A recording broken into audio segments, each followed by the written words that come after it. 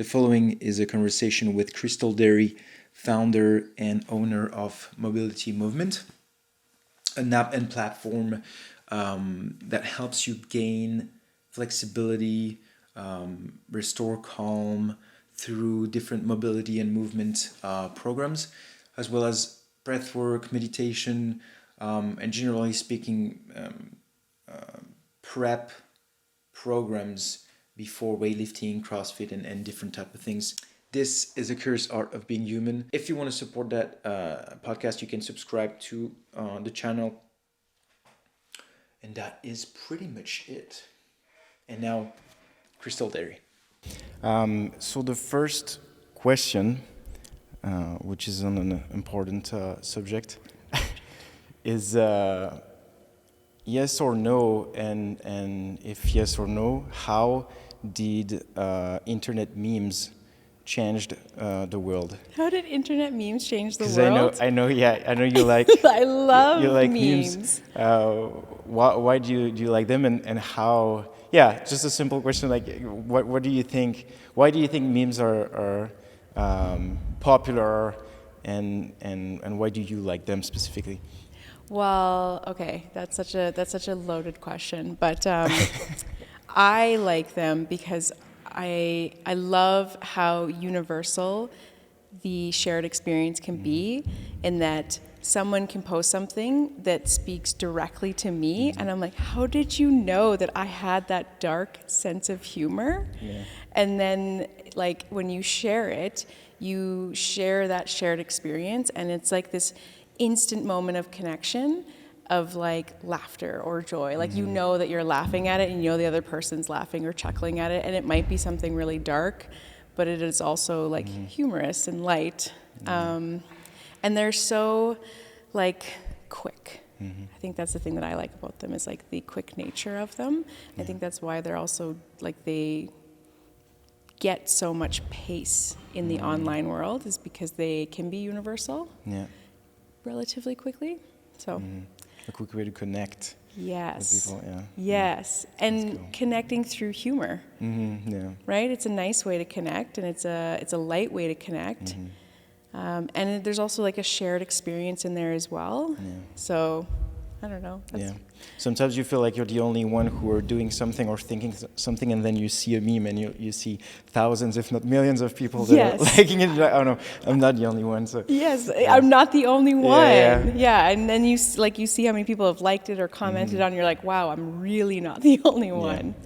Yeah. So it's nice. That's it makes the internet world, a better place for sure. Yeah.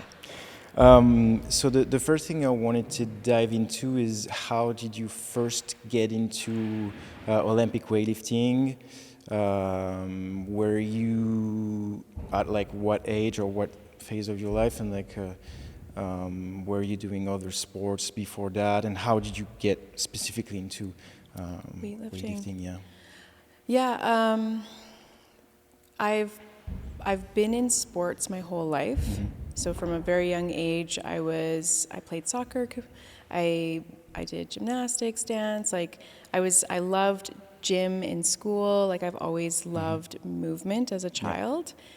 And I got injured when I was young playing soccer. So I think I was 13 when I got injured, and I had a 2nd-degree tear in my ACL, which eventually led to a 3rd-degree one, and I needed reconstructive surgery, I think 3 years later. And so it was actually through my physical therapy that my physical therapist was like, it's going to be really important for you, Crystal, to do strength training. If you want the full usage of your knee after your surgery, you really have to be committed to this lifelong.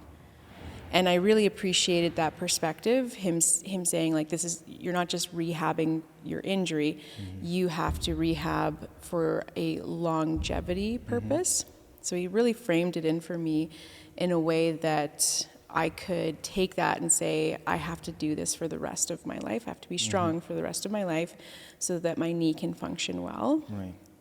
And so it gave me a really strong value system at like age 14 for resistance training. That's what I knew it as when I was 14. And then I went into university to my interest was in kinesiology.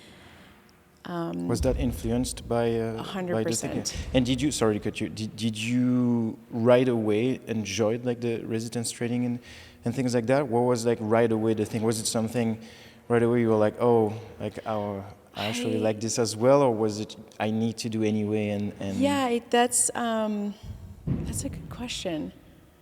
I think I saw it initially, like as a little girl, I was like, this is the only path for me to be able to play soccer again. And I loved soccer. I really wanted to keep playing soccer. I never actually returned to the sport after my surgery. Oh, okay, yeah. Because I actually just got more joy out of resistance training or strength training. Then in university, I went to kinesiology, learned more specifically about exercise science. And I did collegiate cheer when I was in university. And part of that, they would always do fitness testing every year. And it was like, how much can you back squat, deadlift? How much can you power clean? Like just ridiculous things. And that was probably like my first introduction to maybe heavier weightlifting. Like to actually, prep for that. Yeah. And then the movements in cheerleading, like I was a base, are surprisingly similar to weightlifting movements. Like they kind of look like a clean and jerk when you're propping up a top or a flyer.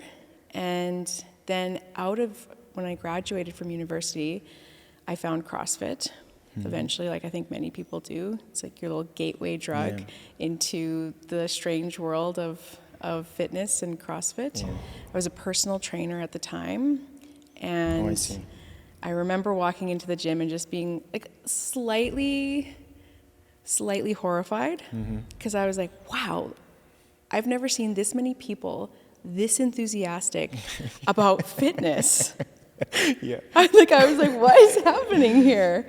Like, how have they done this? Like, that was more so, I was like, how did they get people this excited about doing exercise? And then the type of exercise that they were doing was like torturous, but that was kind of part of the pull.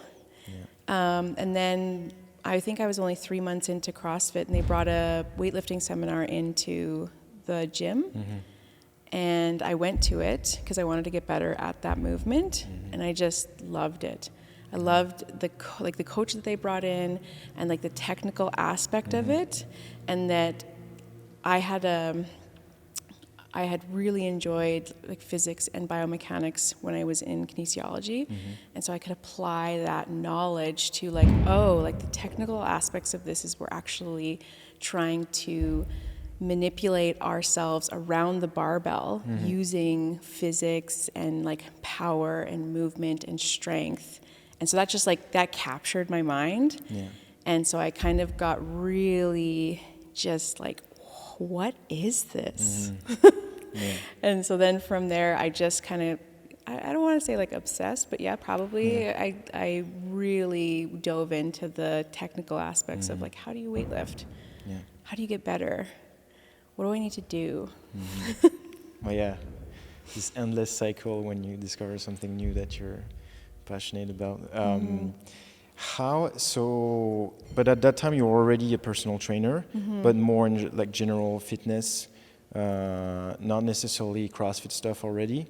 Also in powerlifting movements or not? I would say that I had a pretty solid background at that point. Like when I first entered into the CrossFit, like I was very familiar with deadlift, back squat, bench, like the powerlifting movements. I was very familiar with most strength training. Like I was more strength leaning as a personal trainer, strength leaning and movement based. So I think I developed my first like flexibility program in 2008. So I had been developing movement based flexibility programs from the very beginning because it was like, this is how you can actually be a better lifter. Like that's what it was for me, and because I was more strength biased as a personal trainer, they worked really well together. And then when I went into CrossFit, it's kind of that functional training. Like that's kind of what CrossFit is like constantly varied functional training. And the gym that I was at was more strength biased as well. And so it all like the puzzle pieces fit really well together. And it just kind of continued to influence me in that direction. So when you discovered weightlifting, you were in kinesio. I'd graduated already. You graduated already. So you quickly made the link between, this is needed, and for this as well. How long did it, did it take you to, did you coach CrossFit as well? How long did it take you to,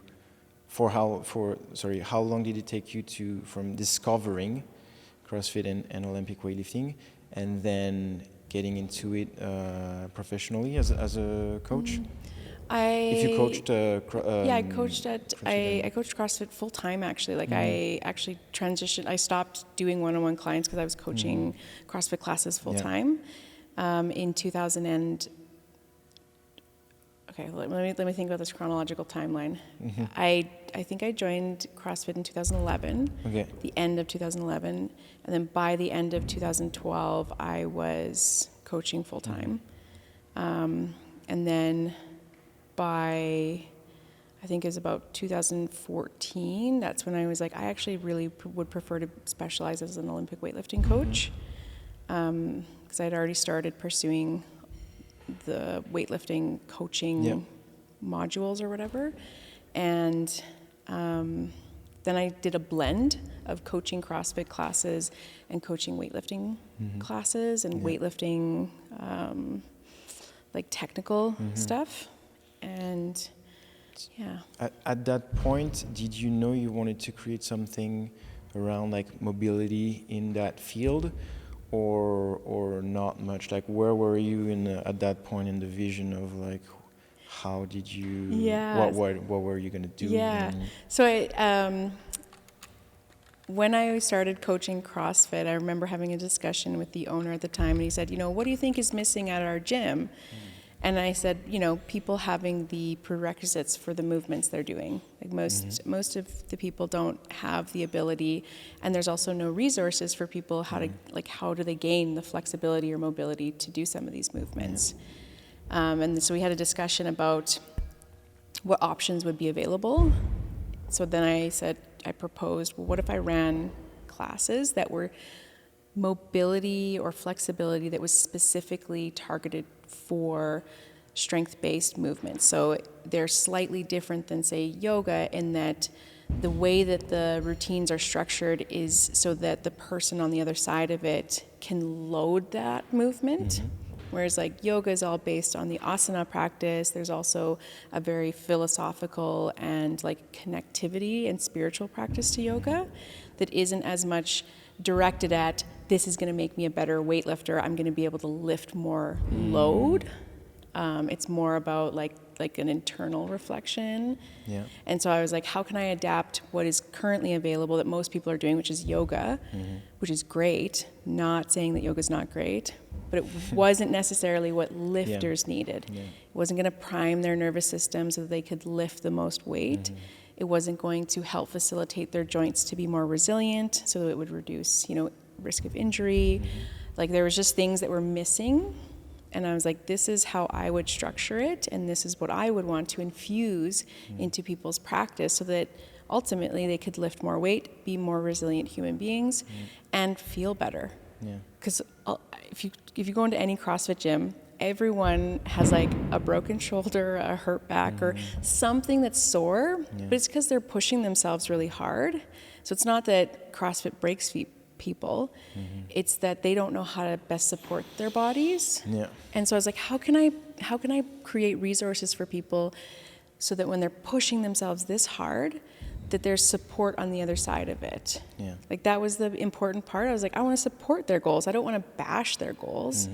Like I don't want to, because I think that was a lot of what was happening when CrossFit first came out, is people were like bashing the terrible nature of it. And I was like, it is kind of crazy. And I've never seen this many people this enthusiastic about fitness. For sure. So is it that bad?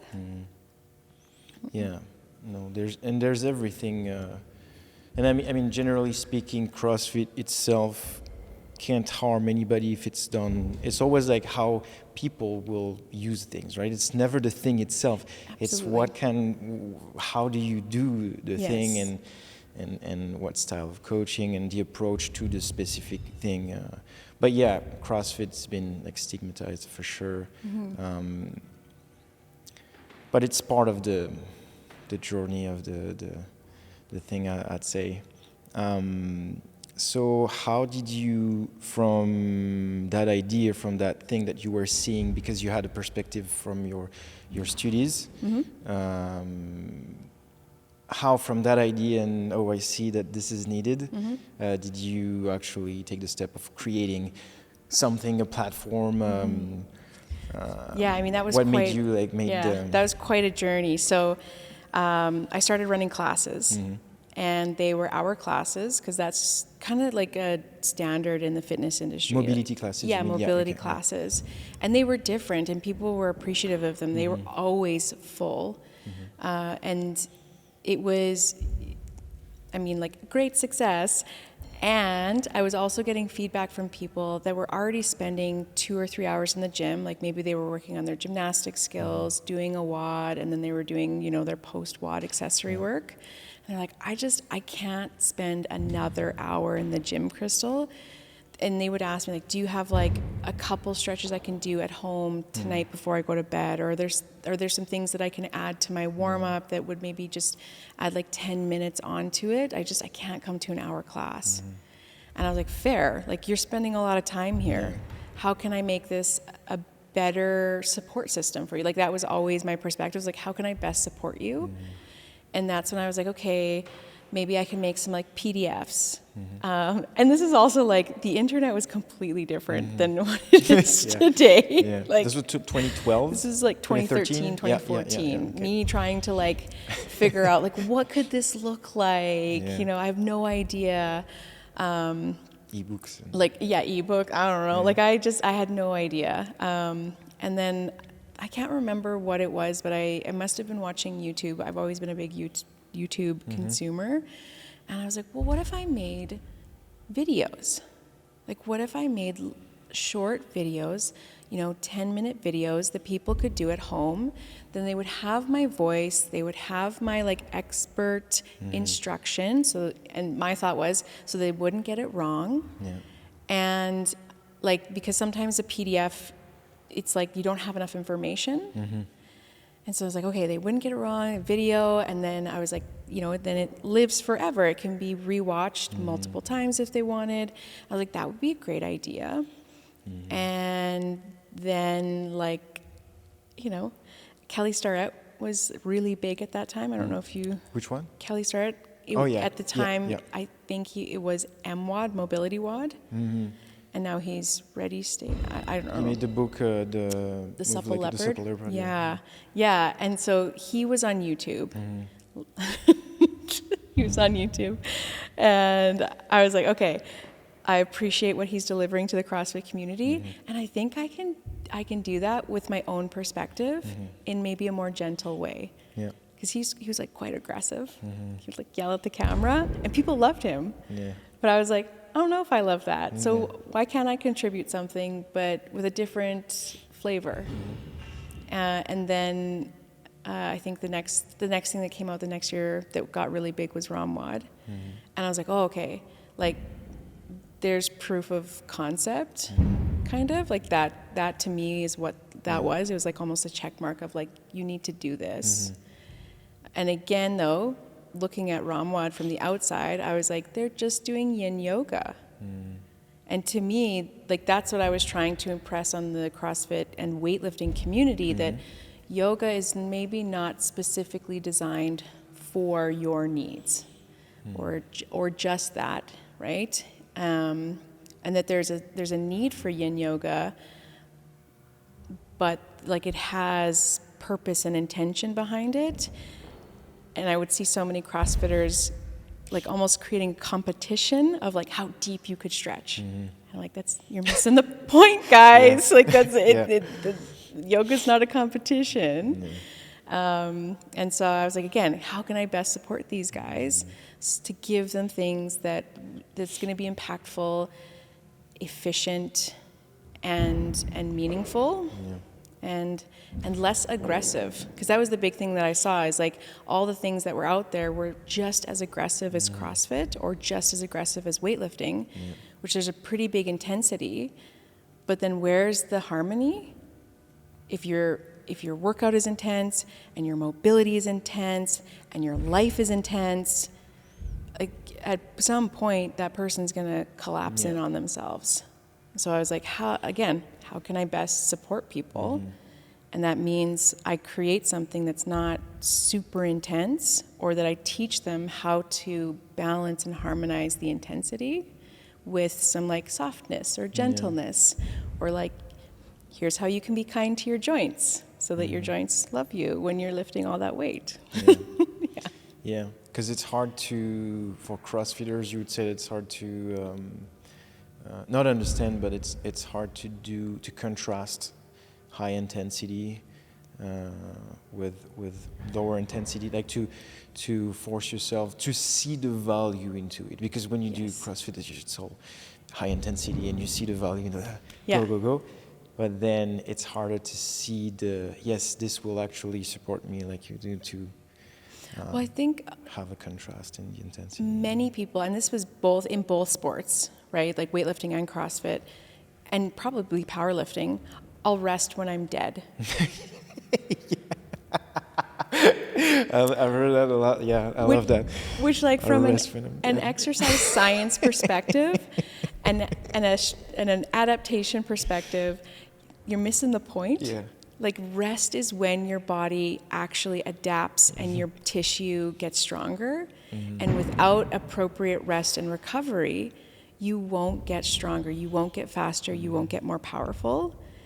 And so but that value system is really hard to get people to, like grab hold of, because they value that intensity, or, they're also using their exercise regime as an escape or a coping mechanism to get away from something. And so they need that intensity to pull them out of whatever they're trying to escape. Yeah. And so when you say, be gentle, be still, be with yourself, and they're like, all I'm trying to do is escape myself because I feel something that I don't want to, it can be really disturbing. Yeah. Yeah.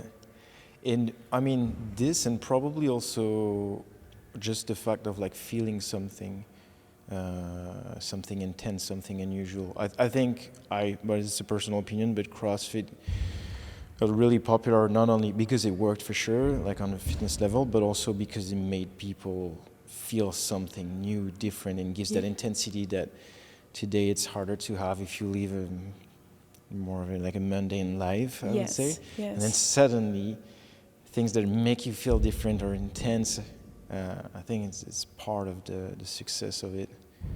It gives you, like, in CrossFit, I would say more, you can literally PR every single day. You can have something to celebrate almost every single day. And then you also have a community aspect. You have this like accountability aspect. You have your coach there. There's so many layers of support inside of that that do give people like a very fulfilling sense for exactly what you're like. I think that is why it is so successful, or has been so successful, is because it has so many layers that I think a lot of human beings, and just by our nature, crave, right? Like we crave achievement, and we crave connection, and we crave a sense of accomplishment. And maybe we don't always realize that that's what we're craving, but we maybe I don't know. Yeah. So the first ever video with Mobility Movement that you did and uploaded, how was that? Were you nervous? Was it good? Were you happy with it? It was in like 640. 640? Yeah. Oh, 640 P. I don't even know. Like the quality was so. Oh, 640p. Okay. Yeah, like it doesn't even exist anymore. Like, I don't know. I see the quality. So like the quality was so poor. Our video quality was so poor because again, like it's sometimes when I reflect, it's so crazy, how quickly the internet moves, but also how quickly technology has adapted for creators. Like when I first started, having equipment like this was very inaccessible, like very inaccessible. And within 3 years, the accessibility of equipment just skyrocketed. And I think that was a reflection of social media and how it was changing the game of the internet massively. The first video I ever made, though, sorry, it's so funny. I've had so many different mentors throughout my life. I've been coached the majority of my life, and it's always been impressed on me to do things before you're ready, and that doing things, imperfect action is the best way to move forward. And so the video that I made, it was sloppy and not very professional and not very good, but it was imperfect action. And without me being willing to take that step before I was ready to kind of be brave, I probably would have never produced a video, and I probably wouldn't be here. And so I think that was a big part of it, is I had to be willing to be so uncomfortable with what I was producing that I could keep getting better as I went. Because every video that I did in that year, it went from like absolute garbage to like almost looking like a semi-professional production. Like on that same year, you think? Within about a year, when we got better quick. Our audio, the first video was absolutely terrible. Didn't even know really, like I don't even think I had a mic. I think I was just using the mic that was in the camera. So by the end of the year, we had a Rode lapel mic, and I learned about proper audio, and that audio was actually probably more important than the video quality. And so then I got I had to really learn about, okay, how do I clean up audio? So if I don't have the best camera, at least I have some really clean audio. And it was really important for me to blend in music. Music is such an important part of that experience for like rest and recovery. And I wanted that experience to be really enjoyable for the user. And I was like, where do you find music? I had no clue. I'm like, you can't just use anyone's music. So I had to learn the whole like realm of royalty-free music and how to do that properly, getting the proper licensing. And so by year 2, our second year, I felt a lot more confident in my ability to produce like I would not say professional, but semi-professional quality video. And I think by year 2, that's when I actually started properly introducing the video, like saying, hello, welcome to the movement. My name is Crystal. Whereas I think our first video was, okay, starting in tabletop.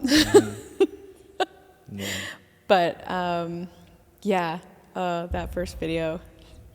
What do you think what helped you taking that first step and doing that first video despite the fear and the discomfort and like not really knowing, like, do you remember, like, you know what it probably was? I have this like disproportionately high sense of justice, and I felt that we were like within the like CrossFit, weightlifting, and like strength sports, we were doing an injustice to all of the athletes by only providing them yoga.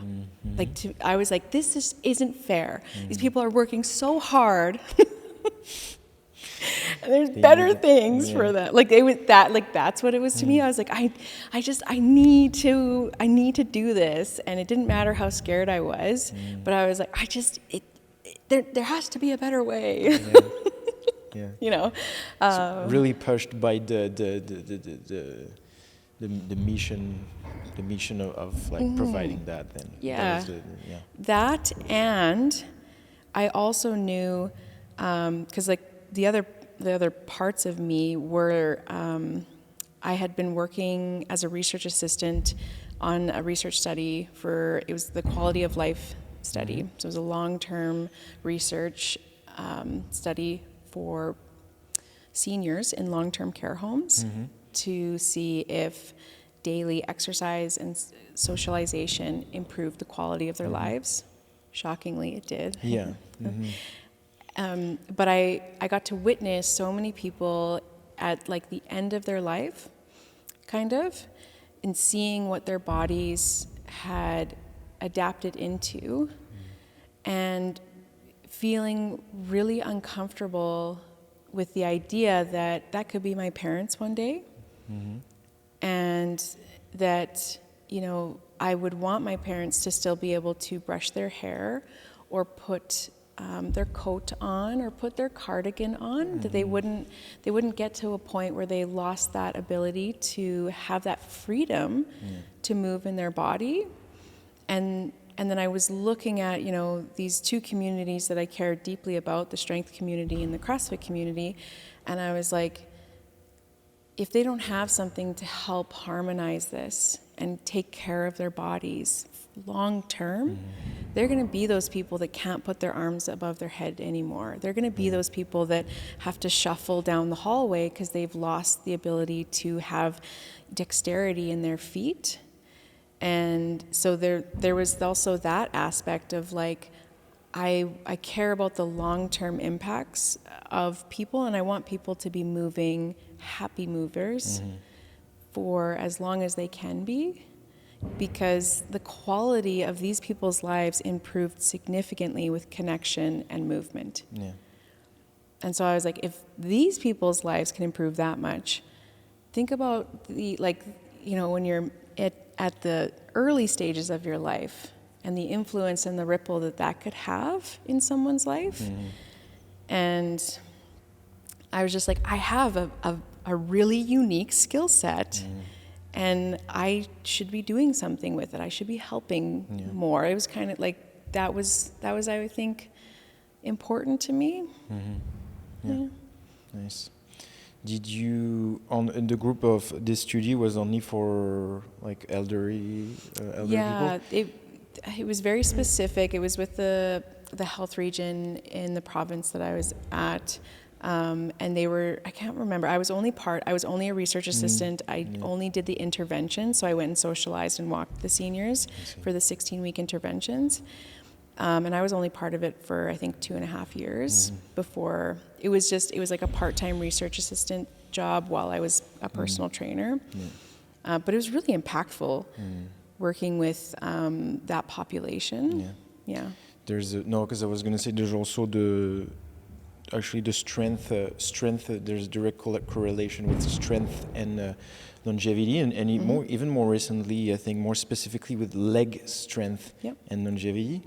I'm saying this because I also want to make a little parenthesis on strength and women, and with your experience and in coaching and everything that you've done, do you find that it evolved from the moment you started to now, and what can be today still the barriers that women can have or face that prevents them to access this, which is a super important point, especially for women.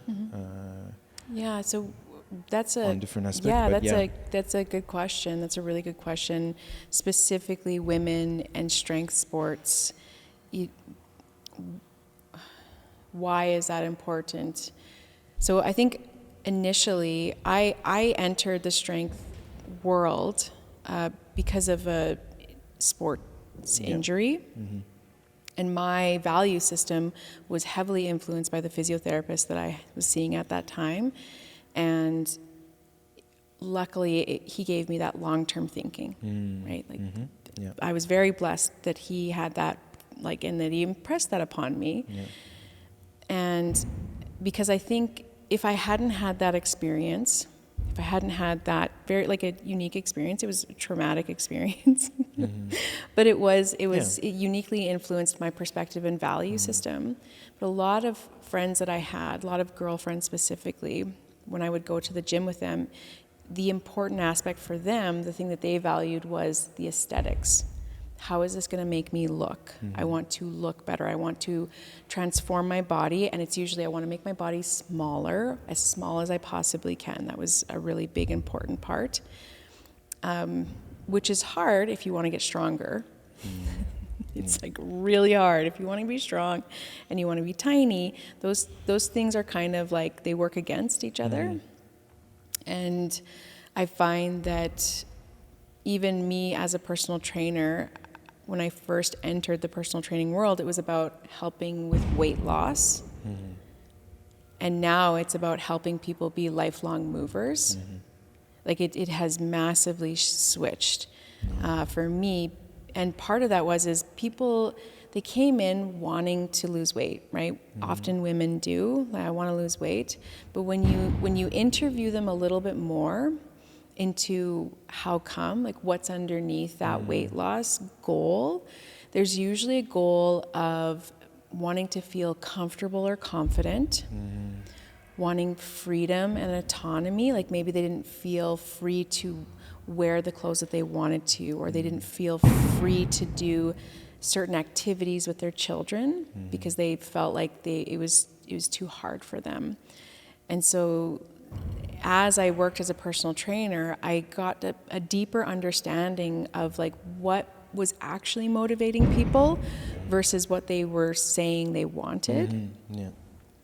And getting to that like deeper why, I found that people were way more motivated to come into the gym to see me every day or 3 days a week or whatever than if it was just for weight loss. You know, that's very surface aesthetic. There's nothing wrong with that goal, but that's usually not what people are really truly wanting. And there's also the aspect of like,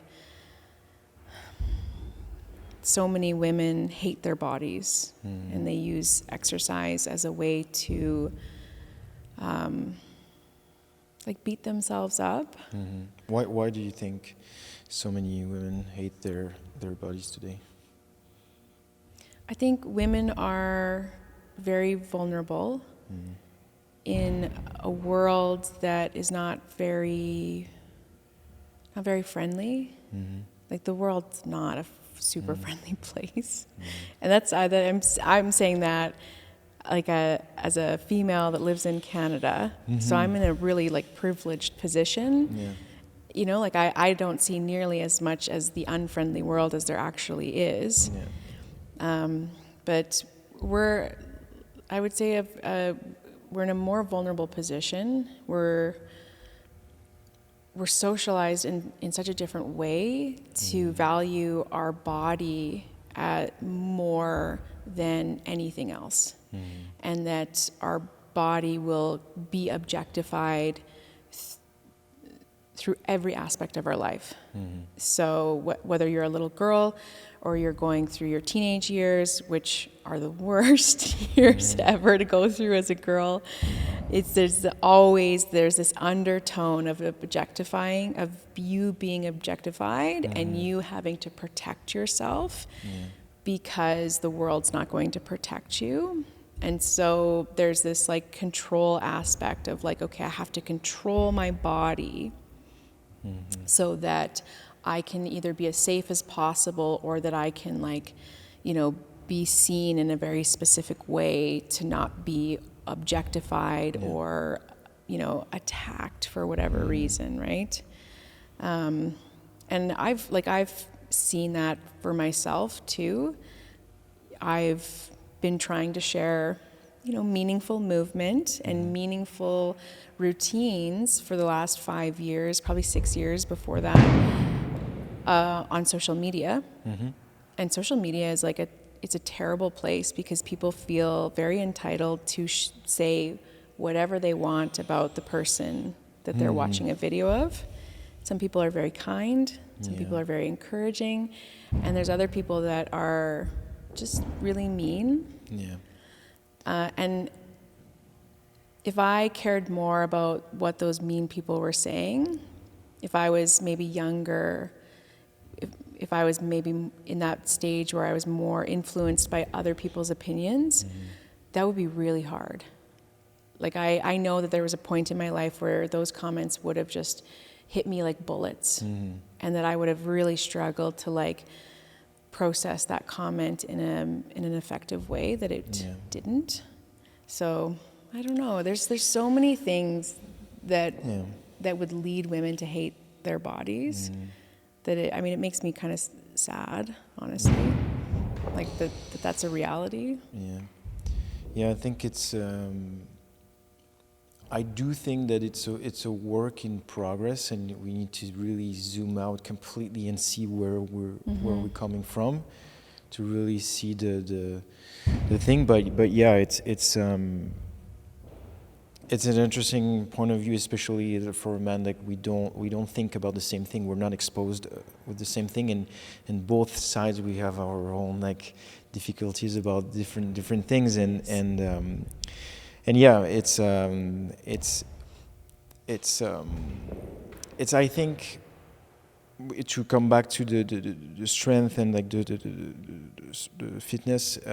It's a good way to fight this a little bit, and if anything that CrossFit did, I found was really good for women, is that shown that women can be and are really strong, and in many ways, in many cases stronger than men, and like the balance with the place of strength in both men and women got more harmonized through CrossFit and strength sports, I found. And how do you think this impact maybe you personally or other people that you coached and you saw more on the women's side, in terms of confidence and in terms of approaching today's life, today's how did you say today's not dangerous world, but no, you said something. You said about the word. I don't remember what words I used. Today's I'll say unfriendly. Unfriendly, I think you say. yeah. How does this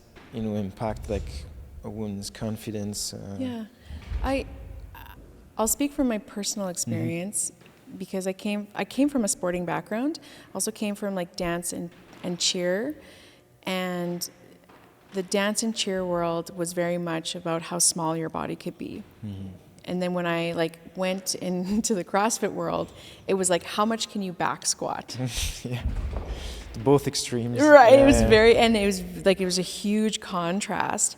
And in the cheer world, it was like, can you fit into the smallest outfit? Can you be the tiniest that you possibly can be? Then you'd go over to like CrossFit, and it was like, oh, Crystal, like you have such big, strong legs. Whereas if that was said to you in the dance or cheer world, you have such big legs, there was a negative undertone to it. And then the CrossFit world is like, you have such big, strong legs. I remember the first time someone said that to me, and I was upset. Oh, yeah. Like I was like, oh no, like someone has seen my big legs, but they were genuinely complimenting me. And it took, like, I did not know how to process that information. But then I actually started looking at the other women in the gym and noticing like how strong they were, and how it wasn't necessarily how important the aesthetics, but it was more about performance. Like, what's my body capable of doing? And that was a really cool shift for me personally, because as much as I cared about being strong for like my knee and my rehab and lifelong, I also cared a lot about like what I looked like. I wanted to be very tiny and small, but I'm like a very short, sturdy girl. Like I'm sturdy.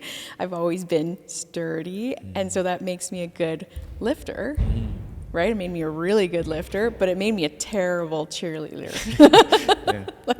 I wasn't that, and so it gave me this opportunity to like actually embrace my body and what it had naturally was always there, which was I was always strong and I was always powerful, but I always saw it as a negative before, because that strength came with like girth and thickness, right?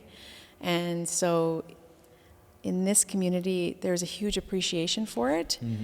And with that appreciation, it gave me the opportunity to learn to appreciate it through other people's appreciation. Yeah. And that definitely helped me view my body in a very different way, and view exercise in a very different way for myself and my own confidence, like to believe that I'm strong mentally, emotionally, and physically. I didn't have that belief system going into CrossFit or going into weightlifting, or to believe that I could be powerful. Did not have that at all. Or believing that I could accomplish something that's really hard, like a max attempt. You know, like being faced with things like that just gave me such a different appreciation for my body that I had never had before. Right. Like ever. And that was, I would say that's like priceless. Absolutely. And how did this translated in your day-to-day life with things that you could name, or like do you feel like this had an impact like beyond your confidence in the gym lifting weights for approaching this unfriendly world? Yeah, I don't think I would have ever filmed a video Yeah. and put it on the internet without believing that I was strong. Yeah, interesting. Yeah. You know, I don't think I would have ever taken some of those imperfect steps that I did to produce the content that I have. I don't think I would have ever believed that it had worth or value. And so I think that it translated in so many ways, but I think a big part of it was my willingness to show up in the world and be seen. Because for myself, for a lot of my life, I was either trying to be as small as I possibly could be, take up as little space as possible, or just trying to hide and conceal my body. And if you can't really do that if you're filming yourself and then putting it into the internet. Yeah. Like you can't really hide. Yeah. And so with that new appreciation for like, oh, I am strong, I am capable, I am really powerful, I think it definitely gave me a much better foundation for my willingness to take that imperfect action to be seen, if that makes Yeah, absolutely. What would you say today to more like teenagers, I would say teenage girls that are kind of like navigating, I mean, or maybe even like teenagers, all teenagers that are navigating in this today's world where they're being influenced all over, and with the presence of now social media where you can see really everything and anything.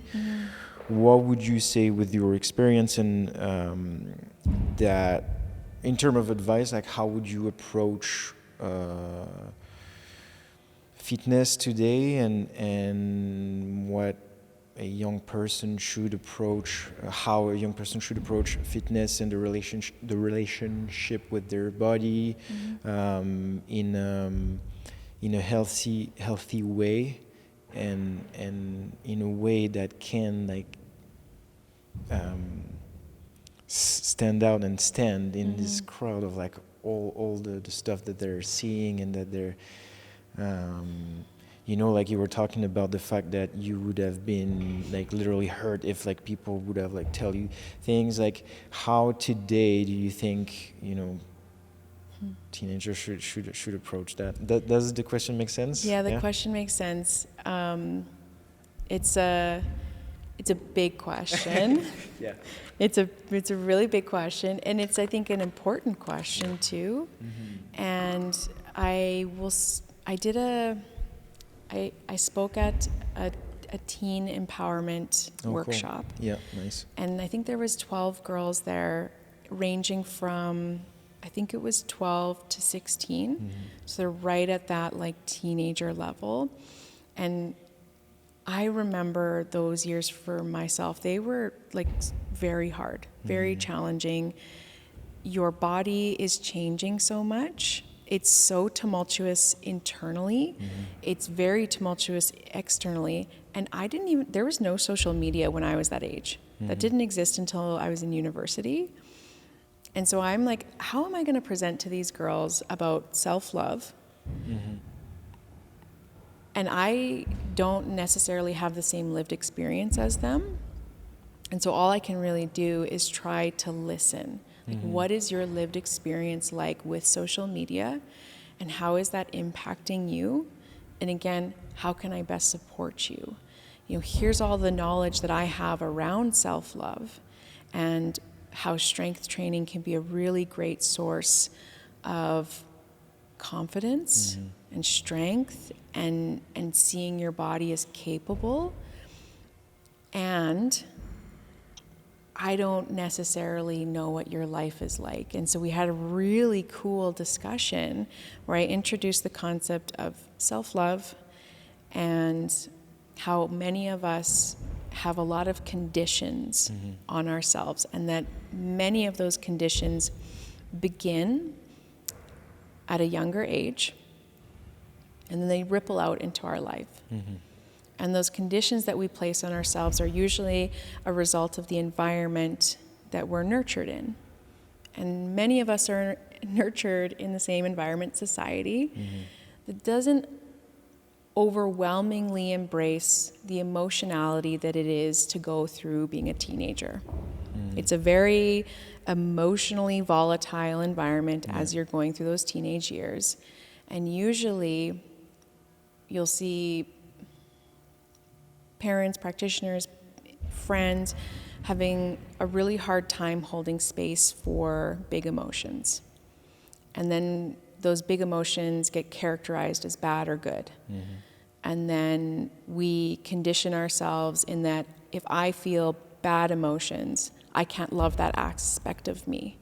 I can only love the aspects of me that are positive emotions. And then that is what leads to a lot of maladaptive coping mechanisms, is this need to suppress the bad emotions because that means something bad about me. And so as I'm introducing this and saying, you know, because exercise can be a really great thing, strength training can be a really great thing. It can be amazing when used in a very helpful way, but it can also be abused like anything else. And so it's like making sure that I kind of laid the foundation. There are no bad emotions. There's just really uncomfortable ones. And the only thing bad about our emotional experience is the labels that we attach to them. And so, you know, feeling anxiety or sadness or anger are usually seen in society as that's inappropriate. You don't bring that here. Right? Those are usually the emotions, though, that we need the most support and love around. That's where we actually need to be held. And so many teenage girls, myself included, would self-isolate anytime I felt those big feelings. I would withdraw socially. I would go into my room. I'd become very introverted. And now knowing my, being an adult and having a deeper understanding is that's actually when I needed connection the most. And I needed people around me to say, you're still lovable even if you feel anxious. You're still, we still love you, Crystal, even if you're sad. Because that's when you need support, is when you're feeling those big emotions. But we decide, I decided on my own, and based on the environment that I was in, that that's not okay for me to feel. So I can't love that part of me. I can't let that part of me be seen. And then trying to get these girls, do you know what unconditional love is? And they're like, well, that's when you love something no matter what. And I was like, okay, so then why do we place so many conditions on ourselves? Why can we extend that to our friends? No matter what, I'll love you no matter what. Why can we extend that to our animals or our parents? But we place so many conditions on ourselves. I can't, wear this outfit unless I look like this.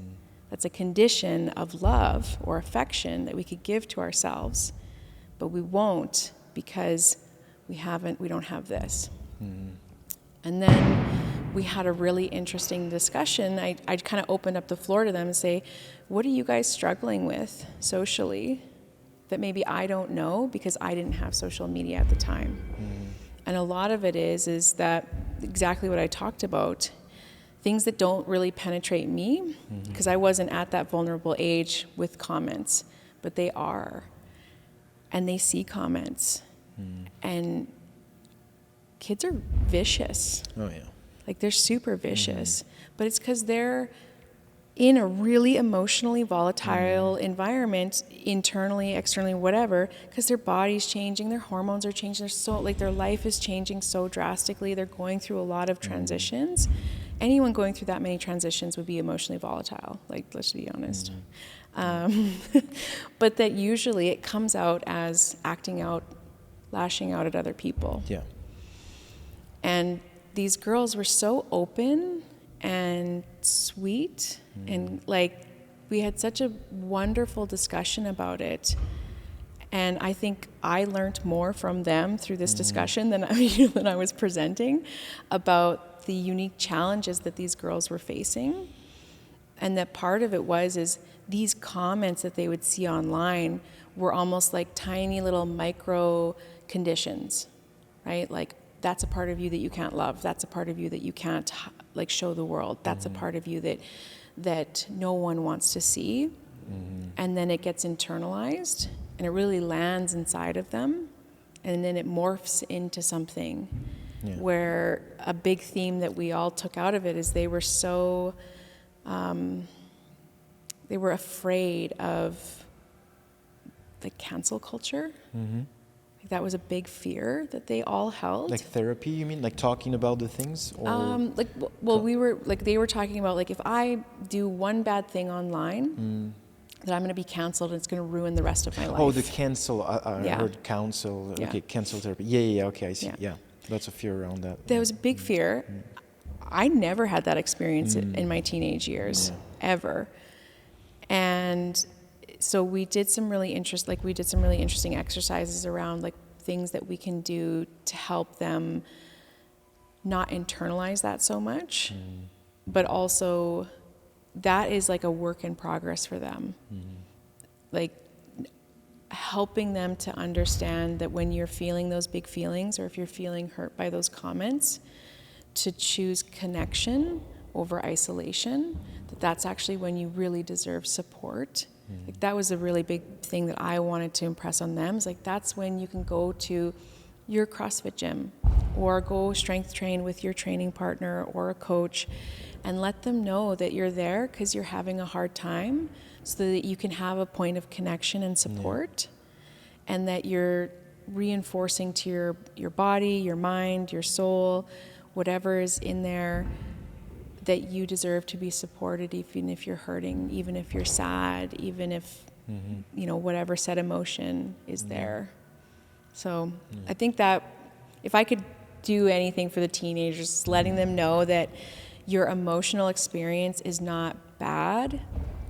There's nothing inherently bad about big emotions, but they are really uncomfortable. Yeah. Like, they are. Yeah. Yeah. Yeah. It's understanding that being uncomfortable is not necessarily bad, basically.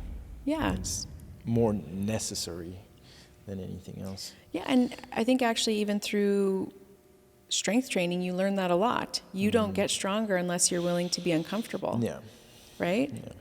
And so that lesson does translate into being willing to feel big emotions, gives you a larger capacity to hold space for big emotions.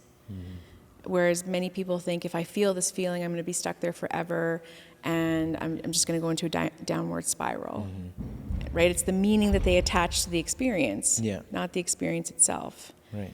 And so just that slight shift in perspective, that if you're willing to safely and kindly and compassionately allow your emotional experience to be what it is, the emotions move quite quickly, and it just gives us more resilience and more capacity.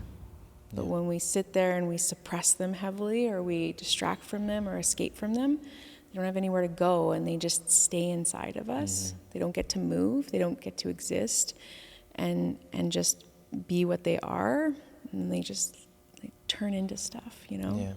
Yeah. I hope there's not one that's gonna come all the way through. I was gonna start something there. I'll just have maybe one more thing before we switch. Why do you think we are repressed? And I'm saying this because you also know you are a counselor too. So why do you think today, like, people are feeling that they need to repress these things? What is it today that makes us want to repress what we're feeling? What is it that makes us want to hide things?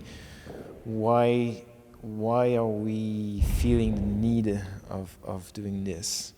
Where does that come from? You're such big questions. You're such a big. I really appreciate your questions. It's just your to have your point of view on that. Yeah. With your, I mean, I like your. Yeah. So I know that it comes from. It's a. Let me make sure that I say this. Yeah, for sure.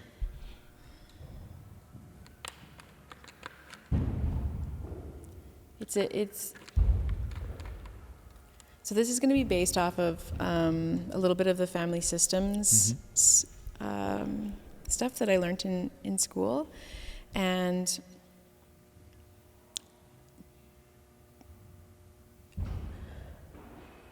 our family system is the environment that we're nurtured in, and our primary caretaker when we're an infant child and going through our growth and development is who attunes our nervous system. And our nervous system is always seeking a felt sense of safety or consistency or reliability. And we adapt quite quickly. Our nervous system will adapt quite quickly, especially when we're children. And we'll attune and adapt quite quickly to our primary caretakers and our nuclear family system. But our family system is also influenced generationally. And so we don't always realize what our family system is carrying and what's being carried inside of ourselves until we get really curious about observing why our family does things the way that it does. And usually, one of the hardest things for humans is loss. Because grieving comes with basically all of the emotions and all of the really hard emotions. And usually, loss is a hard thing to understand and conceptualize for a lot of humans. And so we will try to develop rules, unconscious rules, unsaid rules, to try to avoid loss at all cost. And so an easy example would be, if I never get close or vulnerable and share my heart with someone, then no one can hurt it because I've never shared it. Right? It's a way to keep that loss from happening, but at what cost, right? It comes at a pretty big cost. If you never share your heart, if you never get close, and that can be emotional closeness, that could be physical closeness, it could be any kind of closeness, then you never have to experience the loss, but then you never get to experience the closeness, right? And so, but in a way, if you've never had the closeness, then you don't know what you're losing, right? And so but that could have been from 3 generations previous. There was maybe a really big loss in the family, and then it morphed into okay, well, we don't feel grief that way, or we don't share our heart that way, or that's not how our family does that thing. You know, we keep our cards close to our chest. That's what we do as a family. And so you pick up on these things as a child, you attune yourself to, oh, this is how I stay safe. This is how I stay in the family, because the family keeps me safe. And then when you go out into the world and you're like, why isn't everyone following the rules? Because everyone's family has different rules, right? And so people have different modes and different mechanisms of ways that they're trying to keep themselves safe.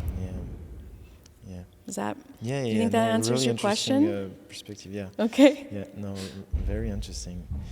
And so, I mean, so it's really to keep ourselves safe, but then the thing is like, what are we fearing really?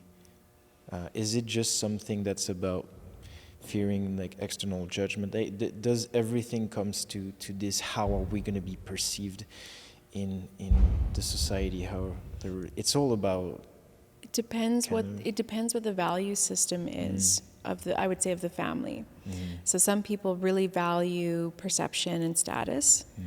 Other people will value like material objects. Like there's so many different value systems, and family. I keep hitting that. Sorry.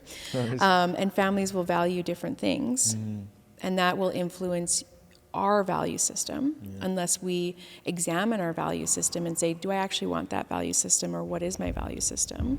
So usually we just pick up the value system that our family instilled in us, and then we just move forward in life. And so that value system will heavily influence what we're most afraid of. And then, I mean, there's obviously like adverse childhood experiences, traumatic experiences. When we experience trauma, and trauma is not always a big event. It's not always like a big car crash. It's not always like the things that many people think of when they think of trauma. Emotional neglect can be one of the most impactful traumatic experiences for children, which is something as simple as, don't cry or I'll give you something to cry about. That's emotionally neglecting the needs of the child, and the ripple effect that it has for that child to know in that moment that I'm not going to ever be met here, so I can't feel those big feelings, right? That can be really traumatic, and then it's like, I don't ever want to share a moment with anyone that I'm close to that I might like start crying, because then they might give me something real to cry about, right? Like it ripples out. And then all of a sudden you're a very guarded human in your adult life. You're with your partner. You really want to be close. You really want to love and share connection. But part of that connection might be you're feeling really sad. And it just brings you back to that moment, and that you're the child that still exists inside of you that was crying back then is like, don't do that. Don't you dare. Like, don't. And unless you've had a chance to understand where that came from, it's really hard for humans to like get themselves past that. Like, it's so hard. Yeah. Is that? Think that answers the question? That's a big subject. I hope, because I believe the fact that a lot of people repress their emotions, it's actually the root and the source of a lot of issues, a lot of not necessarily issues, but a lot of pain and suffering in our daily lives that we don't even know. And a lot of people are not even aware of that, not even aware that they repress. Or it's very unconscious, because, like you said, it comes from really the root of the family and how we were raised and things like that. And I truly hope we go towards something where it's more open, and we kind of like let these things circulate more. Yeah, well, I mean, there's that quote that's like, pain is inevitable, suffering is optional. Yeah. And to me, it's like that pain is the uncomfortable emotion. The suffering is trying to repress the uncomfortable emotion. Yeah. Because when we try to suppress it, it lives inside of us, it adapts inside of us, it like transmutes and tries to get out. And that is what, like from my perspective, what I've seen, that leads to a lot of suffering. Absolutely. Yeah. It's tough. It's tough being a human. Yeah. It's so tough. Part of the game. Yeah. So you are starting to put out videos about mobility. Did you create the name and everything first? The name, yeah. I guess the question was, at what point from you started and you put that first video to you were like, okay, I'm going to turn it into like a brand, something it's by itself, in the journey. So I knew it was going to be called Movement. And then I think that the actual business name is Mobility MVMNT International or something, like the registered business name or whatever. Yeah. But the movement aspect of it was the most important part to me. At the time, I was so young, didn't really fully understand what I was getting myself into in any way, but I really wanted there to be a movement, that people would join this movement around moving their body so that they could move with the word move, just it was in everything, it was such an important part of it. And I knew it then, but I didn't have the language for it. I also wanted to help people with moving their emotions and getting some of the emotional experiences unstuck, right? Like creating movement there, because our body holds it when it doesn't get an expression, and it usually turns into some kind of tension or pain, suffering, right? And I think the very first video that I made, I put a little intro screen with movement, MVMNT, and the reason I spelled it MVMNT is because the whole word wouldn't fit very well. And so I just removed the vowels. And then I was like, oh, that looks kind of cool. And it was basically from that point forward, it was like, how do I turn this into an online resource so that people can access it in a easy way? Yeah. And how can I get out there? How can I make this a real thing? A lot of it was just stumbling forward. That's what it felt like. Because all of my education was either in exercise science, sports psychology, or counseling psychotherapy. I didn't have any education in business, and I would never pretend like I was some business anything. And so a lot of the business stuff felt very just stumbling forward. Yeah. I got a business mentor as quickly as I could, because I was like, I don't know anything. I know nothing. Please help me.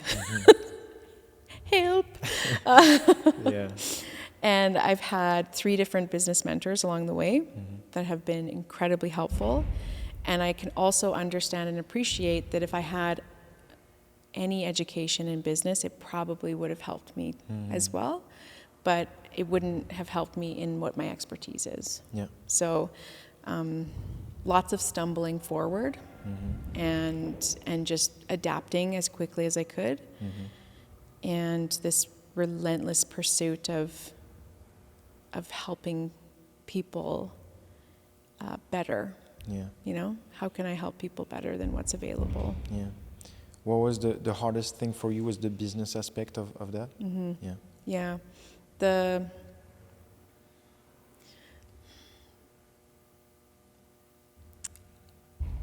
I think that's business for sure. The business side of it was really challenging for me. And being alone was really hard. I was an entrepreneur for the first 3 years, like solopreneur. I didn't have a team.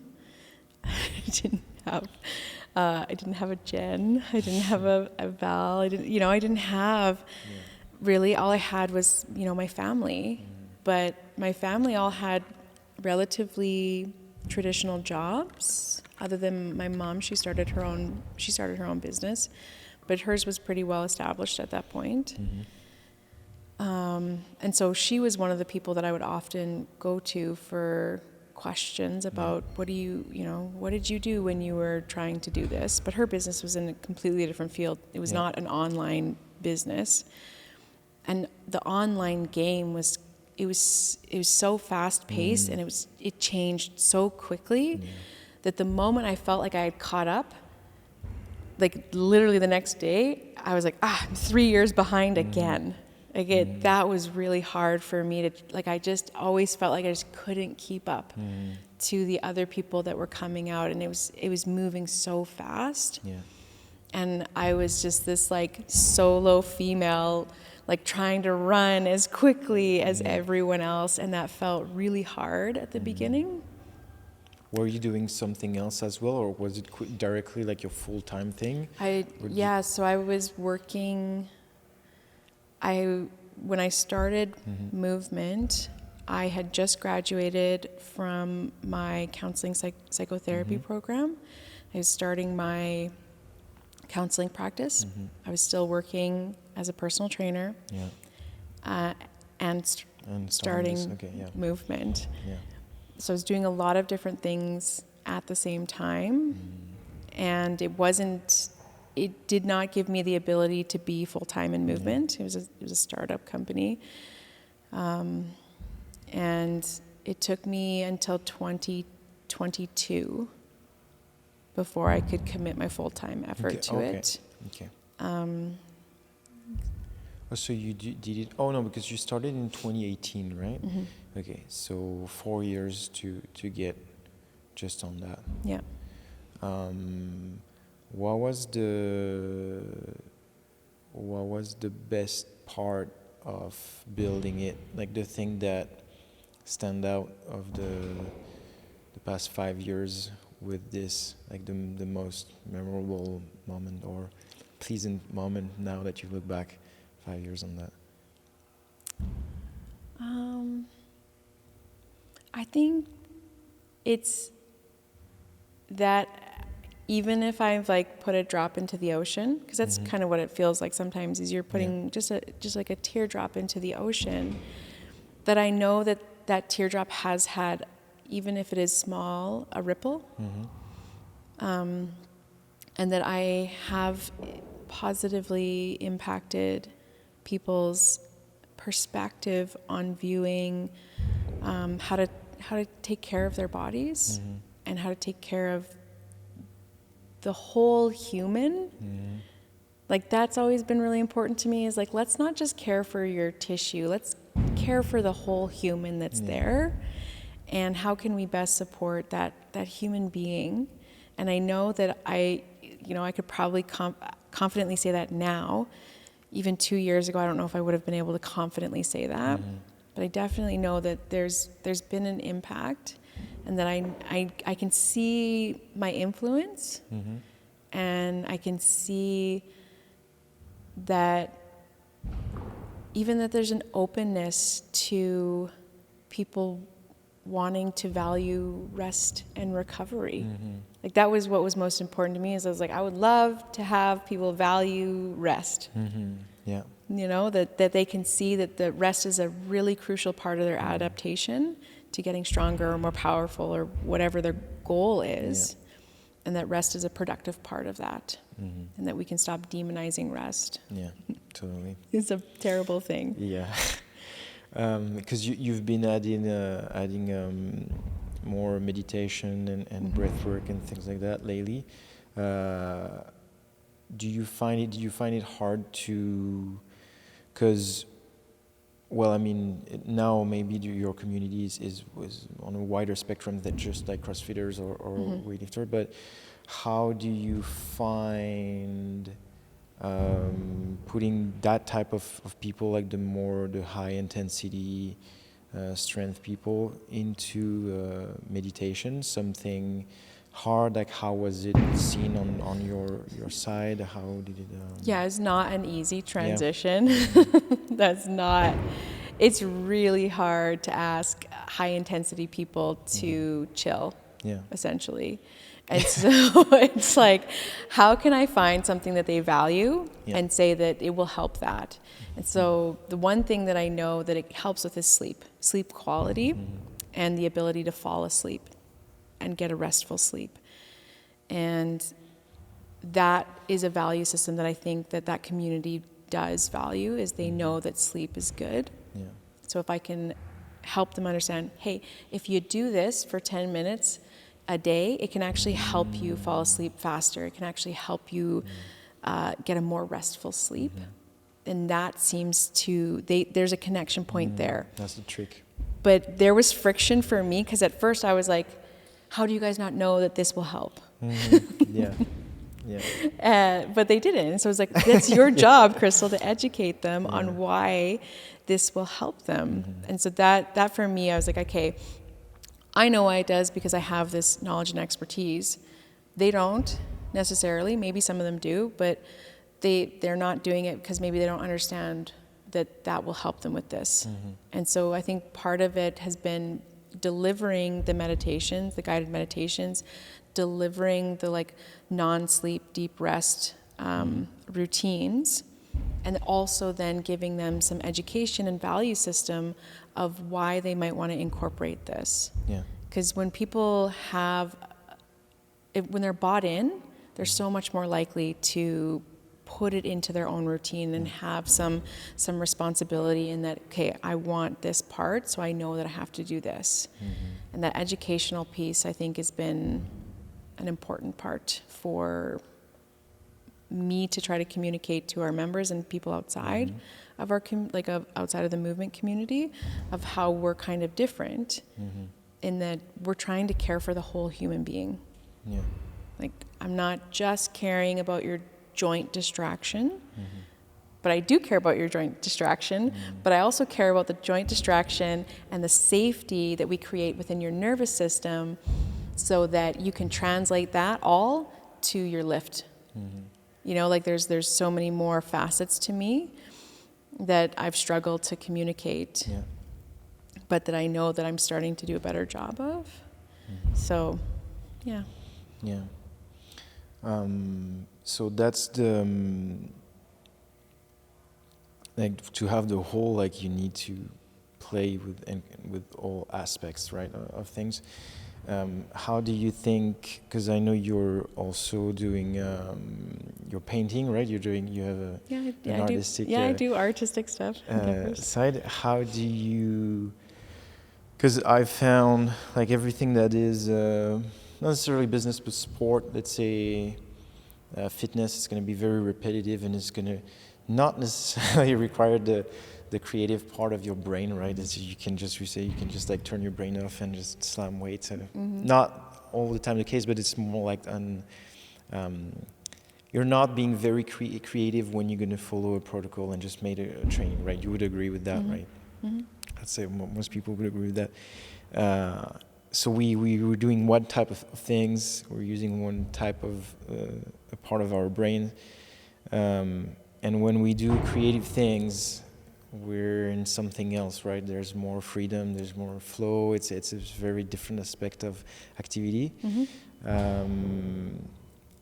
Do you find that having this in your life, like, create a contrast that makes you appreciate more other parts, or is it something that just do you feel like it gives you a better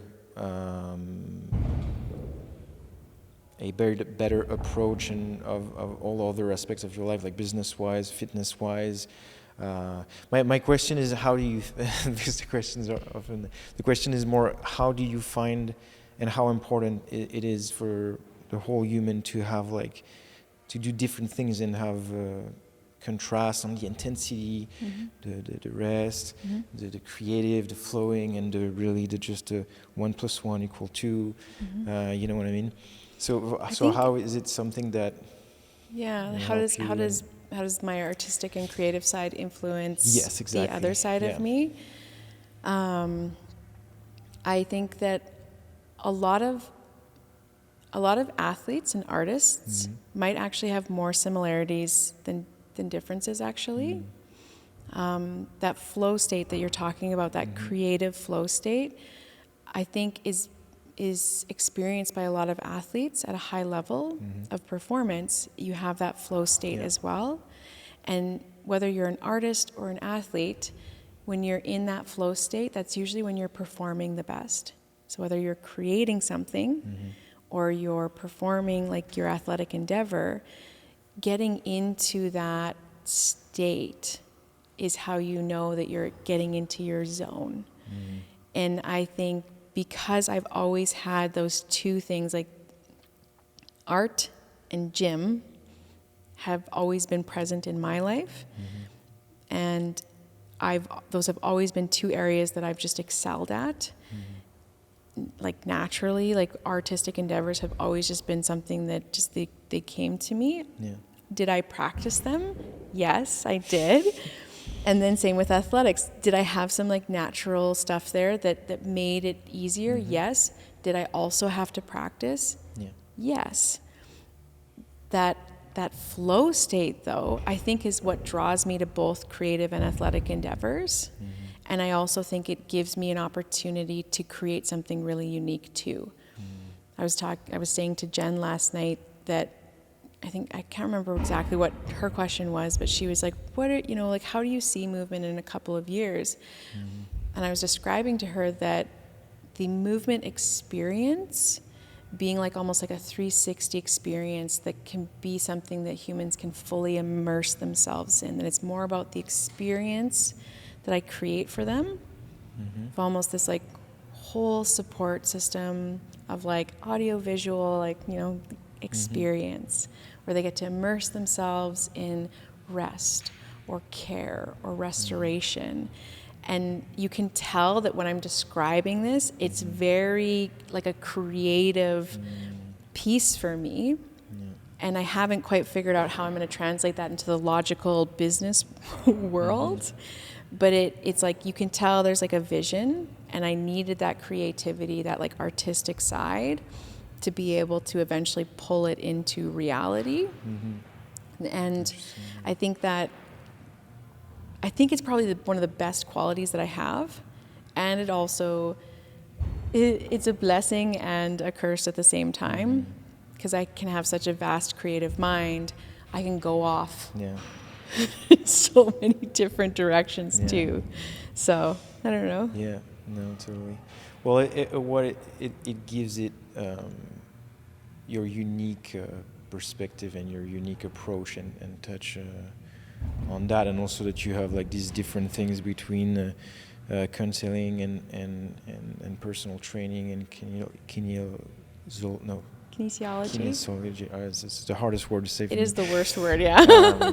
It gives you that unique approach that is interesting and that's going to resonate with a certain type of people and things like that. So it's always nice to see that type of thing.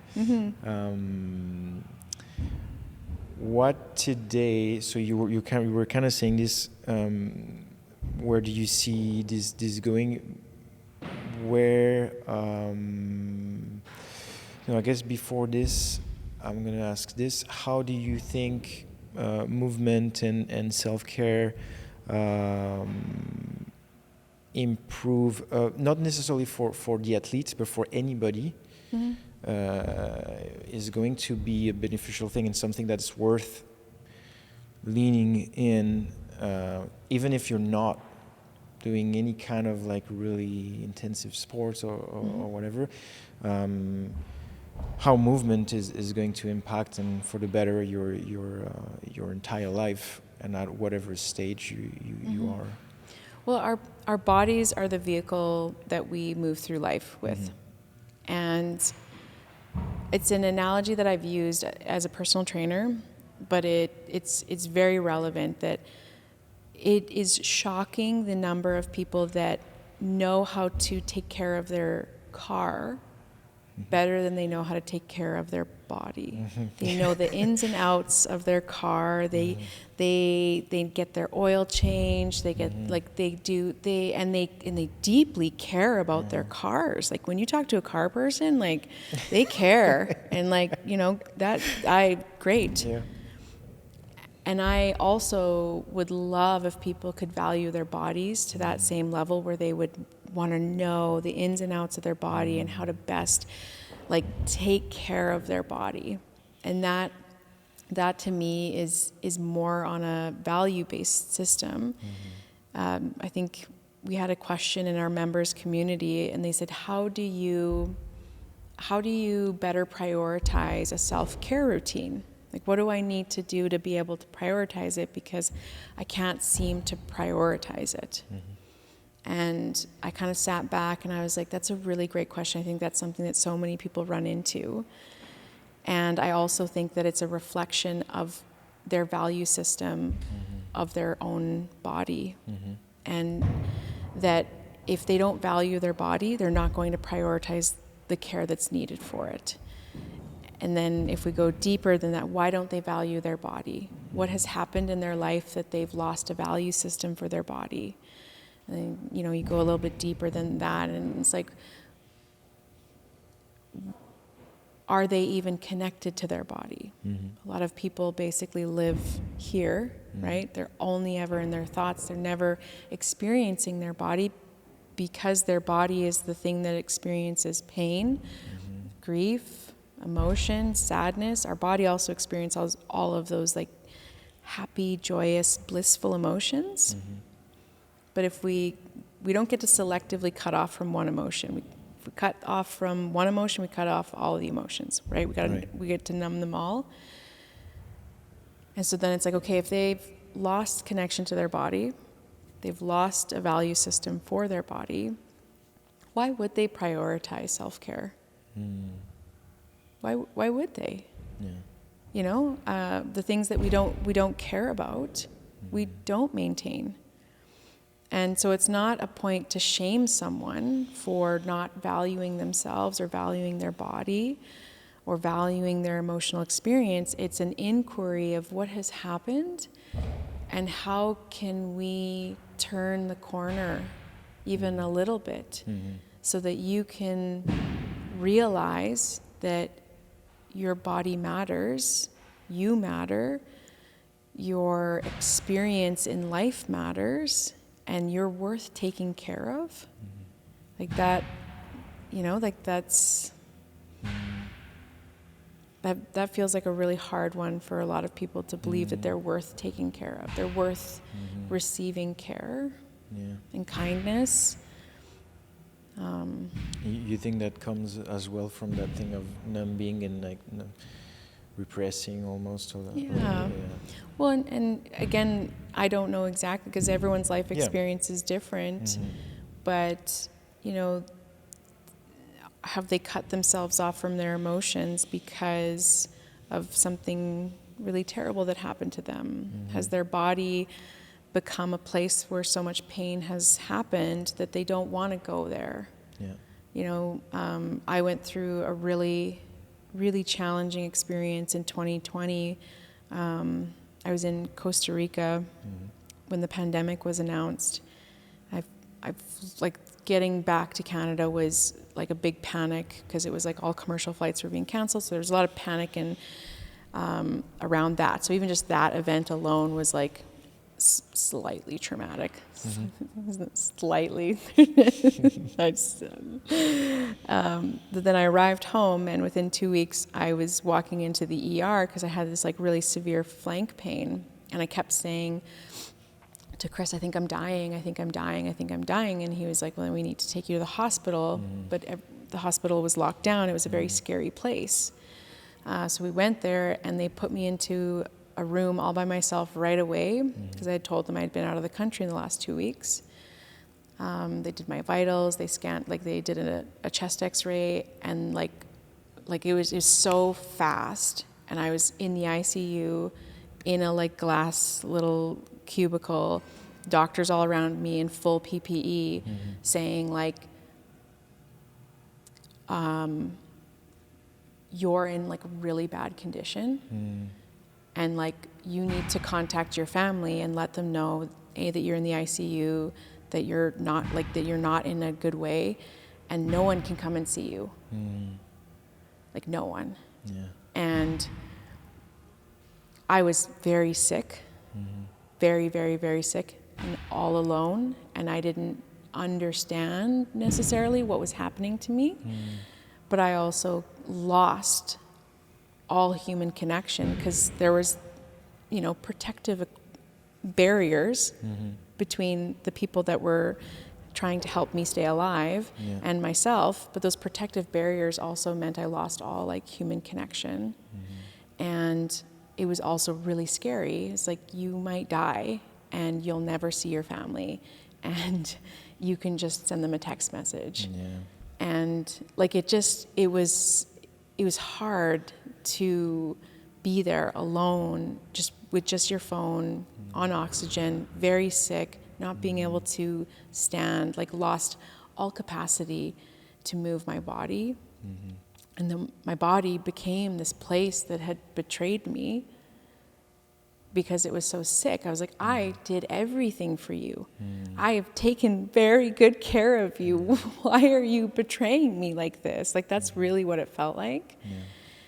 And I was in the ICU for 7 days, and then I got transferred onto a ward, and then I got discharged. It felt like I had been there for 3 months, though. Like I just had no concept of time.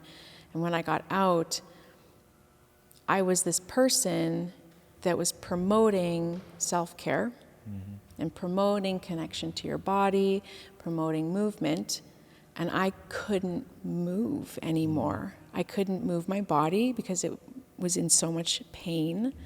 I couldn't breathe, and the breathwork practice is a really important part of the movement practice. I couldn't take deep breaths anymore. I lost every capacity that I had. And by the time I got out of the hospital, I was so fragile. Like I had lost, I think, like 20 pounds while I was in the hospital. I was unrecognizable to myself. But I couldn't, like my body was just this like pure source of pain, both in like physical pain, but mental pain, because I couldn't like do the things that I could do that, made my life better. Like couldn't exercise, couldn't do my like yoga practice, couldn't do my breathwork practice, couldn't go for a walk. Like everything got just stripped away. And I remember like resting, because I needed rest. I was healing, and thinking like, if this is what people's lives are, like if they're experiencing life and if they're suffering this much, I get why they wouldn't want to live in their body. I get why they would want to completely dissociate from this experience, because that's what I was doing. The only way I could survive was by just trying to cut off from how painful the experience was. And just like, barely exposing myself to it as needed. And I, at that point, had a full support system. I had been through school for counseling, psychology and psychotherapy. I had a therapist. I had been in therapy for years. I had been strength training for years. I had been doing self-care for years. You would think like, how did you get so fucked up? And wouldn't you have all the tools to like rebuild? And even with all of the tools to rebuild, it was incredibly challenging for me to even take the first couple steps to self-care, because my body had betrayed me, and I was like, fuck you, I'm not taking care of you anymore. I was quite angry with that experience. I was very angry at my body. And so it was a lot of like very gently working through that emotionality stuff. But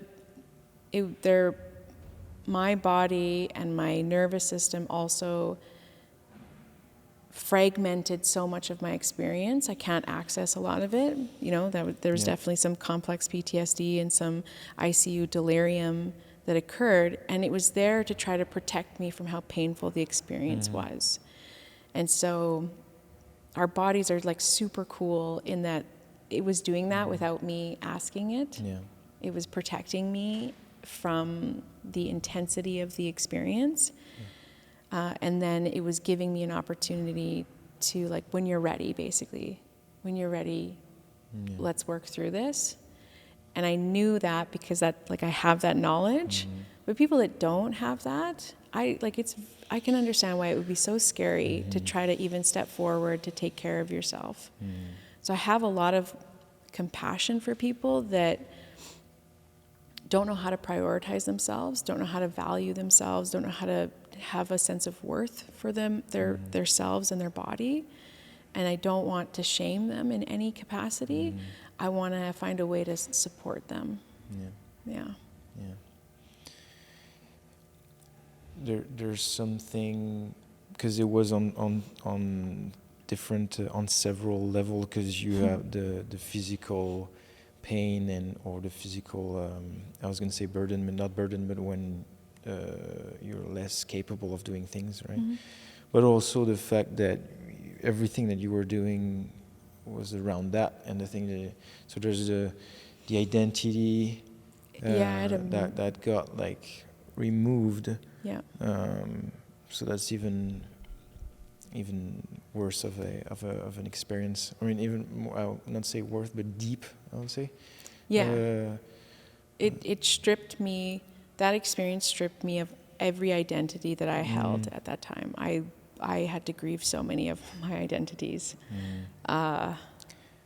It was very hard, and I still struggle with it. How did you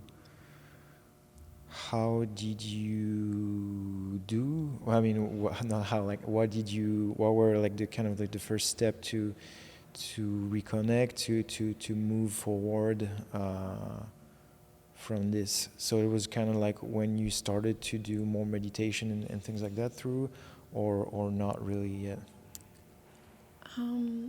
I had to surrender to the rest process. I really had to surrender to, you need to rest. You need to stop trying to do things to get better. You need to rest. Like, that's all my body was asking for, was rest, and I had to surrender and say, okay, I'm going to rest. I think it was a doctor said to me, he's like, Crystal, there's two people that struggle to get off the couch, like the people that need to move and they struggle to get off the couch. He's like, but then there's also a unique population that you seem to be part of, people that struggle to get on the couch. He's like, you need to rest. And he's like, that's all you can do. And that was such a painful experience for me. And ironic too, because, before that I was like, the CrossFit community needs to learn to rest. So surrendering to that process was the first step, I would say. And learning that surrendering didn't mean I was quitting. Like, that was really, that was like such a mind, I don't know how to describe that, but that was really hard. Like it was just like, like a little Mind inception. bending. Mind bending, and that was also when I started introducing what I would say as a more compassionate guided meditation and breath work practice into movement. Because I was like, as much as I have been delivering this aspect these last couple of years, I don't know if it has been truly compassionate and gentle in the way that maybe we need it to be. And the pandemic took the world and did this. And so many people were impacted in such an abrasive way that there was just more and more need for gentleness and care and like softness, right? Like let's be a little bit softer with everyone. Like we all need, like we're all burnt out, we're all completely trashed. We need gentleness, you know, and that was me included. And I had this little mantra that I was just like, it's okay to not be okay. That's what I would say every day. I'd wake up and I would not be okay. I would be very sick. I'd be very unable to move my body, care for myself. And I just had to keep saying, it's okay to not be okay. It's okay to rest. It's okay that you need this. Yeah. Yeah, that's a lot of. It's a lot. Did you? So at what point? So this was 3 years ago now. About 3 years ago. Today, did you recover completely? No. I'm still Physically, I mean, at least. no. I don't know if I ever will.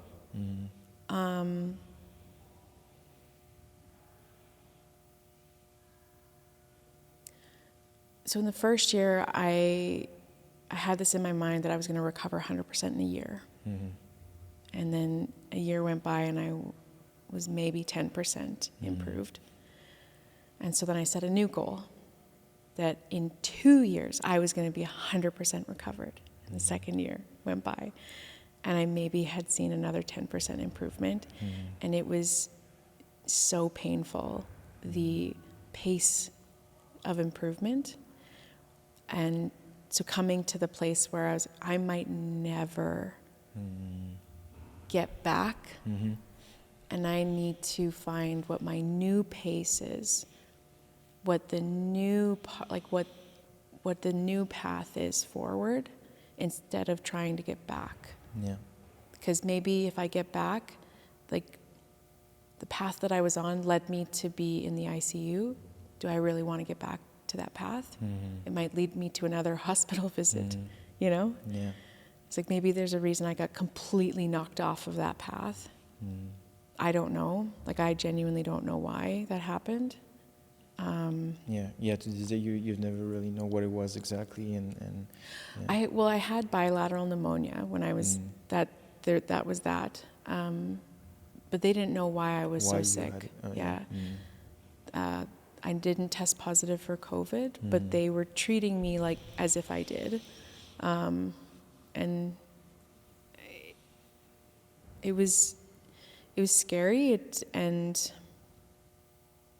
part of the rehab has been trying to get my system, my body and my nervous system to know that I'm safe. Like that felt sense of safety has been really hard for me to like feel again, because it was such a disorienting experience. Right. And I still have to do, like I'm still doing respiratory physiotherapy to try to get my lung capacity back, because my lung capacity has been severely impacted, and my heart has been quite impacted as well. I had an elevated heart rate for basically the last 3 years. The first 2 years it was worse. I think my resting heart rate was around 115, which is like, no one's resting heart rate should be sitting there. Which meant though that anytime I exercised, my heart rate would get up into like the 170, 180. And in the first year I pushed myself really hard to try to like get back to fitness.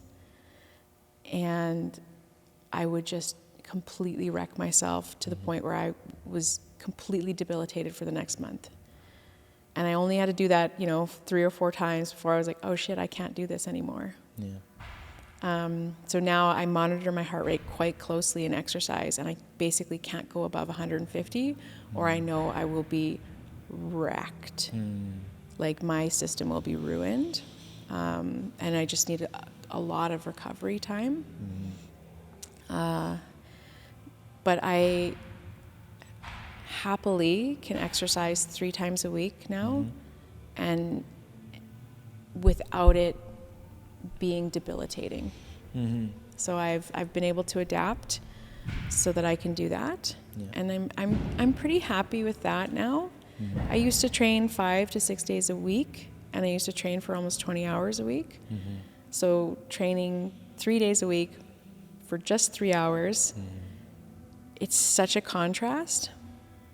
But it's like I can be very happy with this. Yeah. I can embrace this, that this is where I'm at, and I'm going to meet myself here. Because before I wasn't necessarily meeting myself. I was always chasing after something better. Yeah.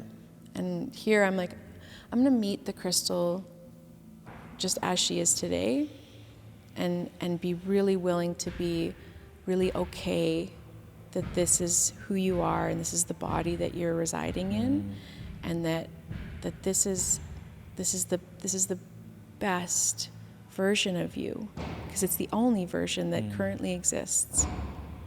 That was hard to embrace, but is true, right? Yeah. Because what's the alternative? That's the thing.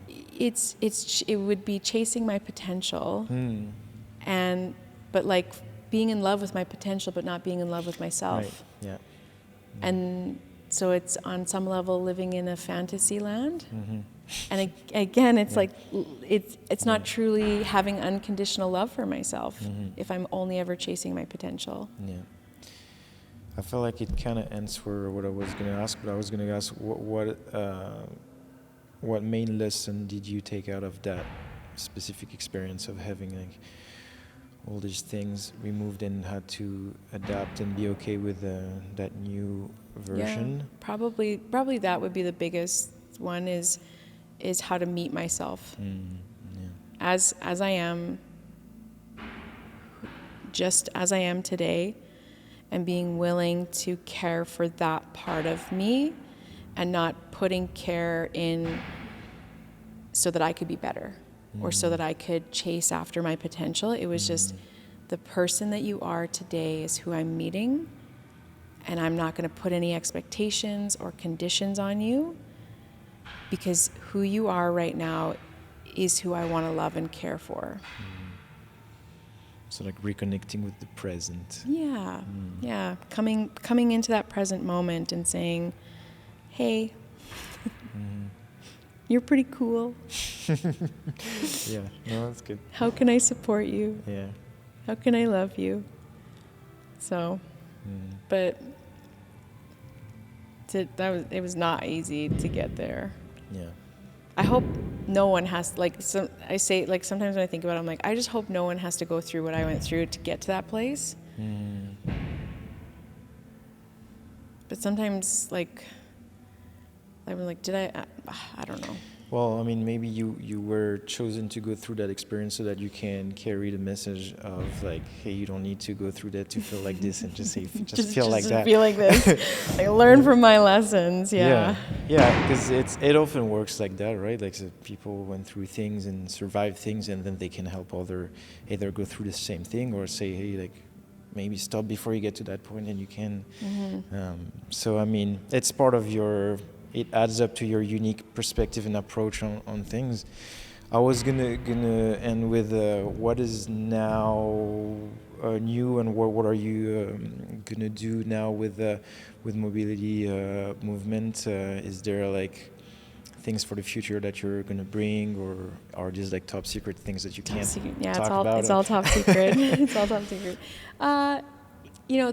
What's been important to me since 2020 is being able to create content again, because there was a period of time where I was incapable of physically creating content. So in the last year, I've tried to create a lot of content to deliver to my members, meaningful content, that unique perspective, and creating the movement experience.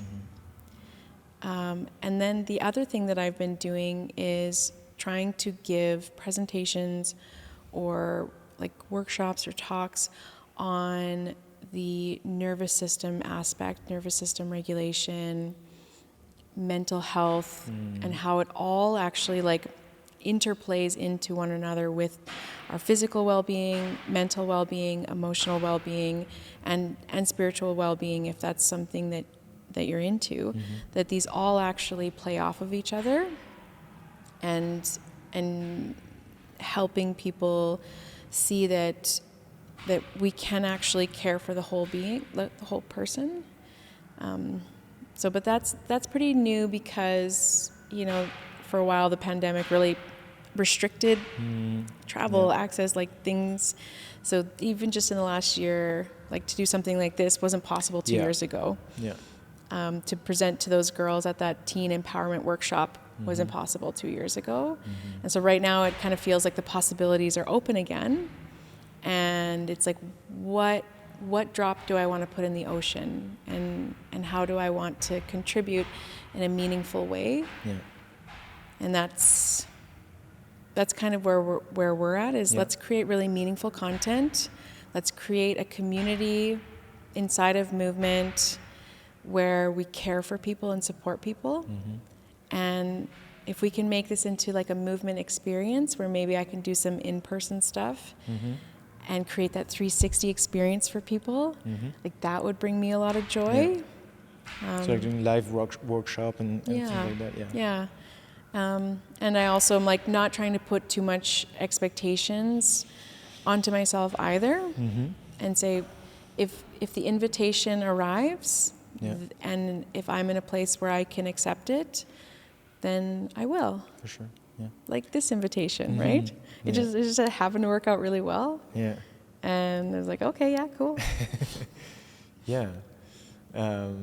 So today, just to say exactly what it is, today it's an app where you can just like get in and pick what you want to do depending on what type of workout you're going to do, or what type of a mobility you want to work on. Like how is it so we have an online platform that you can access through a web browser or Android or iOS native app. Inside of the app, you get access to our entire video library. So it's on-demand video library like Netflix, but it's all routines with Crystal for self-care. Then we have inside that, I curate a daily movement practice.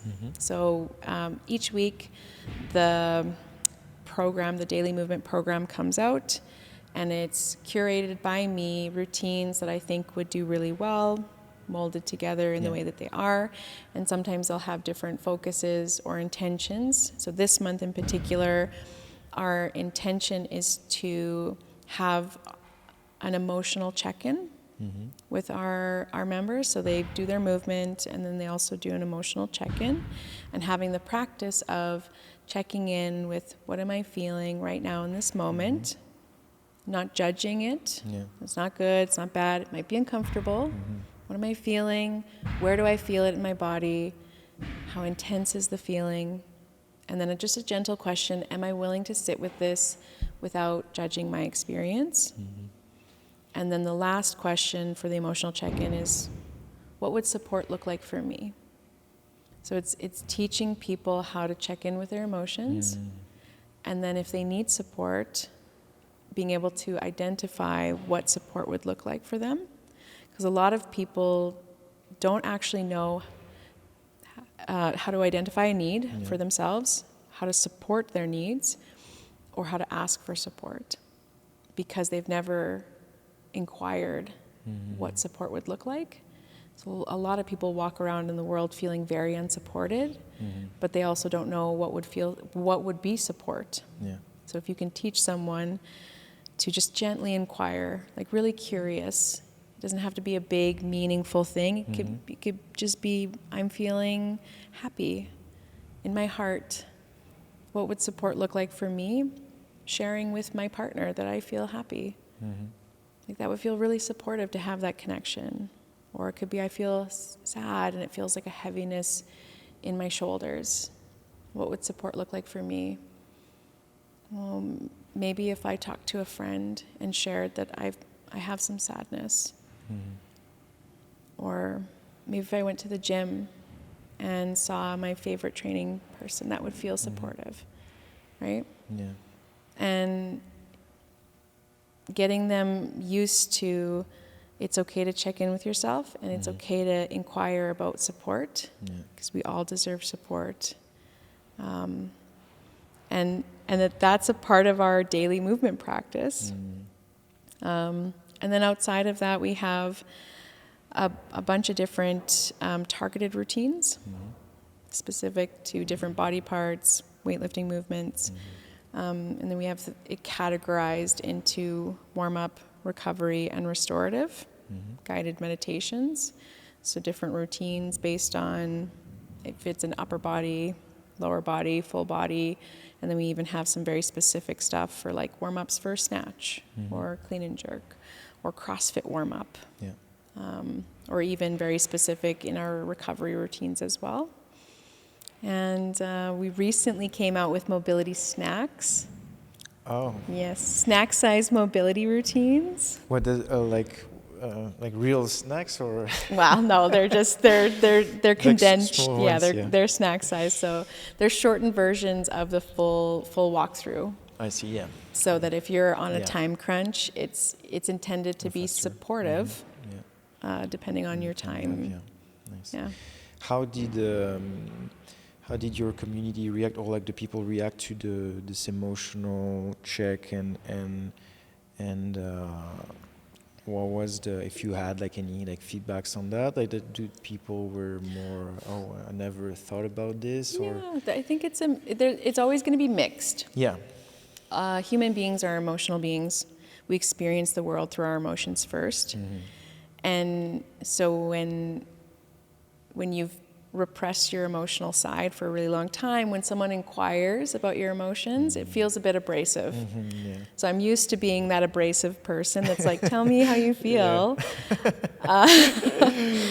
Yeah, you know what I'm talking about. Yeah, it's like, what? Yeah. Who are you? Yeah, exactly. Don't ask me that. It's so vulnerable. And so it's always going to be mixed. Yeah. And if people are trying to evade their emotion, they're going to come up with all kinds of excuses to not do this gentle exercise. If people are open to it, they'll be willing to. And so I've actually had some really interesting feedback about people thinking that it's a really big question. It's more like existential question. And I'm like, no.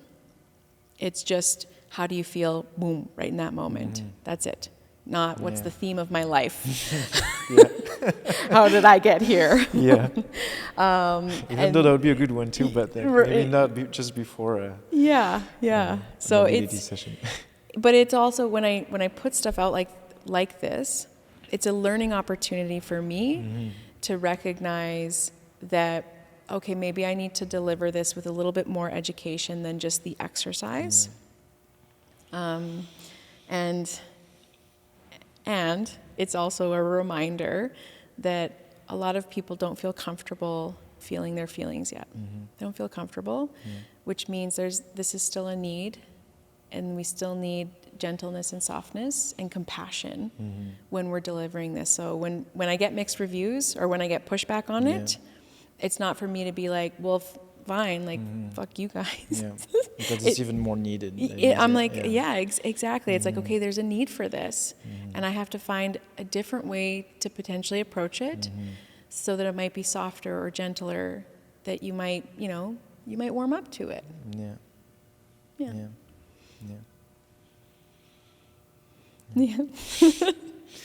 Yeah, it's we need to find like. How do you feel about feeling your feelings? How do I feel about feeling my feelings? Now I'm feeling good about it.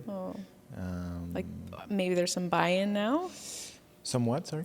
Like I've shared with you why it's important. Yeah, I think to me it's more on the human experience level. I know that we're, like you were saying, we're emotional beings, and I made peace with like whatever it is I feel. I know that like I have to feel it because I'm here for it, and I want the full, me personally, I want the full thing. Now I'm just like, whatever I'm going to feel, I'm going to now embrace it and really sit with it and let it go through. Okay, I feel this, and more be an observer of what's going on, rather than like trying to understand, trying to control, but just like, oh, okay, I'm feeling this. Why? Where does that come from?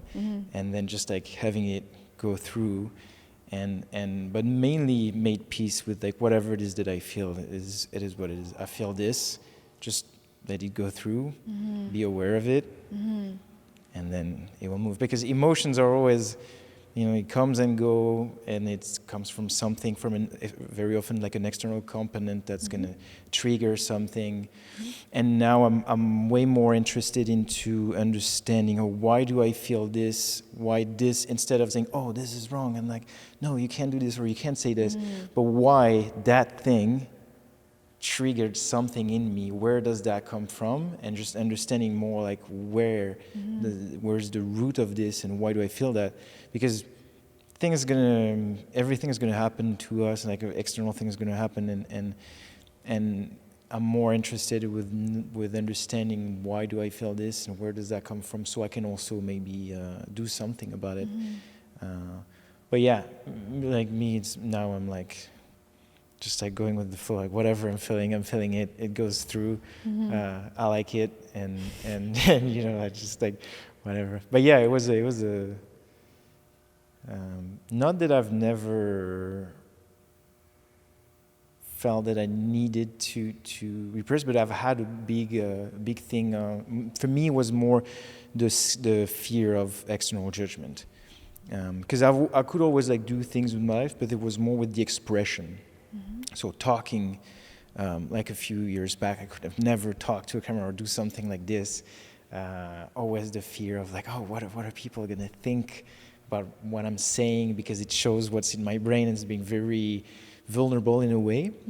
And for me, it was more like the expression, not necessarily doing something a little unusual or something that's going to be not in the action, but more in the expression, with the talking more. That was the big thing. But I mainly realized the illusion of and this is why I was asking you, why do you think people wants to repress, and where does that come from, that fear? Because to me, is a big realization was to see through this illusion of nobody, and if somebody's going to think about it, they're going to think about it for 5 seconds, and then they're going to be back in their thing. It's really because we're stuck into our own perspective, and we think everybody's like judging us or looking at us or thinking about us. But no, everybody's thinking about themselves and their lives. And it's not, for me, it's not even like a courageous thing anymore. It's more like seeing through the illusion that it doesn't matter. The fear of like, oh, people are going to see me do this or do that or talk about this and that. And it really was like seeing through the illusions, and like whatever it is anyway, like it's just like, it's not that big of a deal. And it's mainly in our own mind. And what it does once you go through that is really good. Yeah, and what happened, like what you're describing, that fear, they're going to judge me. Oftentimes we are taking our own judgment of self and superimposing it onto them, or projecting it and saying, you're going to judge me, therefore I can't do this scary thing. Yeah. And so in a way, it's our body's trying to keep us safe, our mind's trying to keep us safe, whatever, we're trying to find that safety.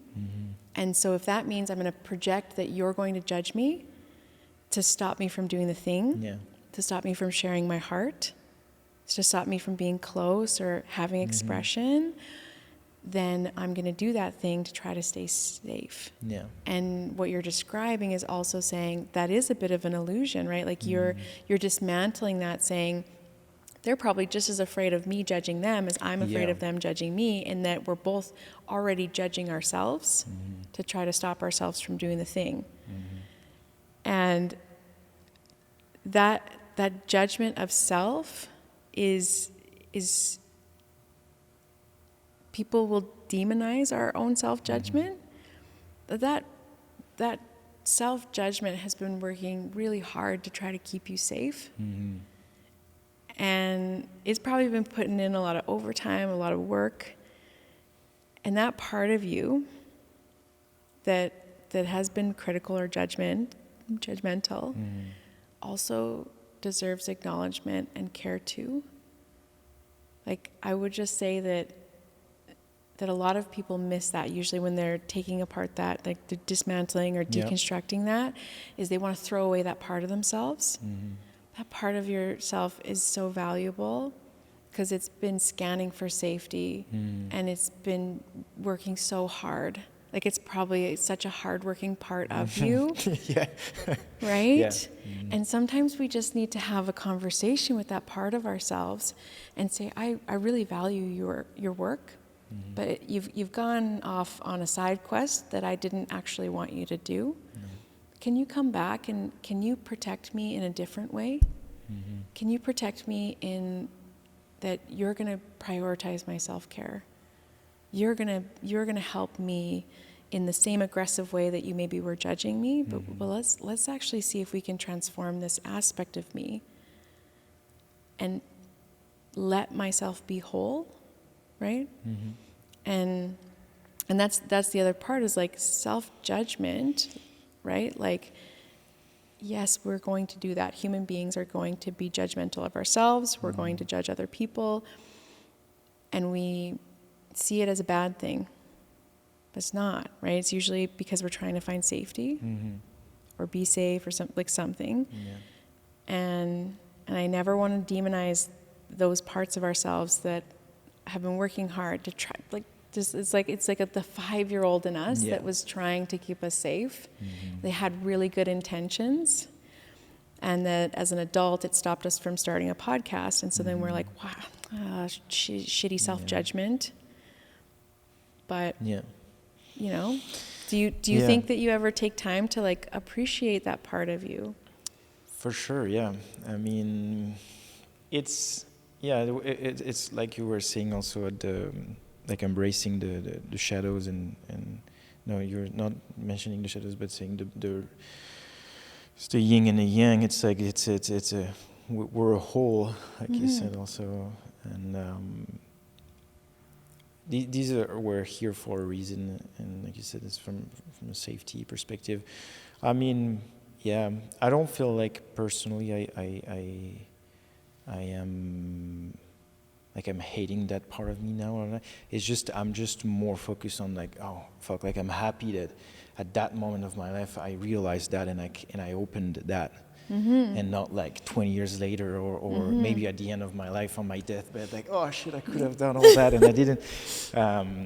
So I'm more focused and excited on the potential that now it's going to unlock and all these different things that I'm going to be able to do with this new aspect, rather than like, oh, like I couldn't have done because I can't really change anything. And it's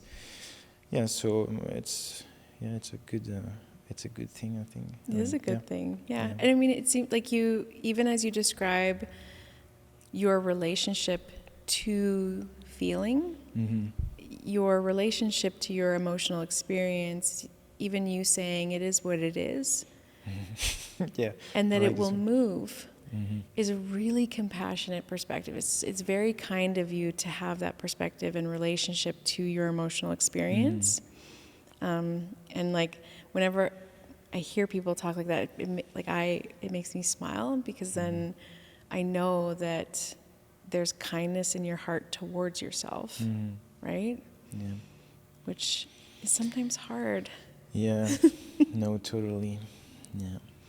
But I mean, I'm a big fan of what is the alternative, and this is why I asked you that question. I want mom is because to me, like it all, when you zoom out and you see, you have your life, you were born, and then we're gonna die. We don't know when, and we're just in the middle.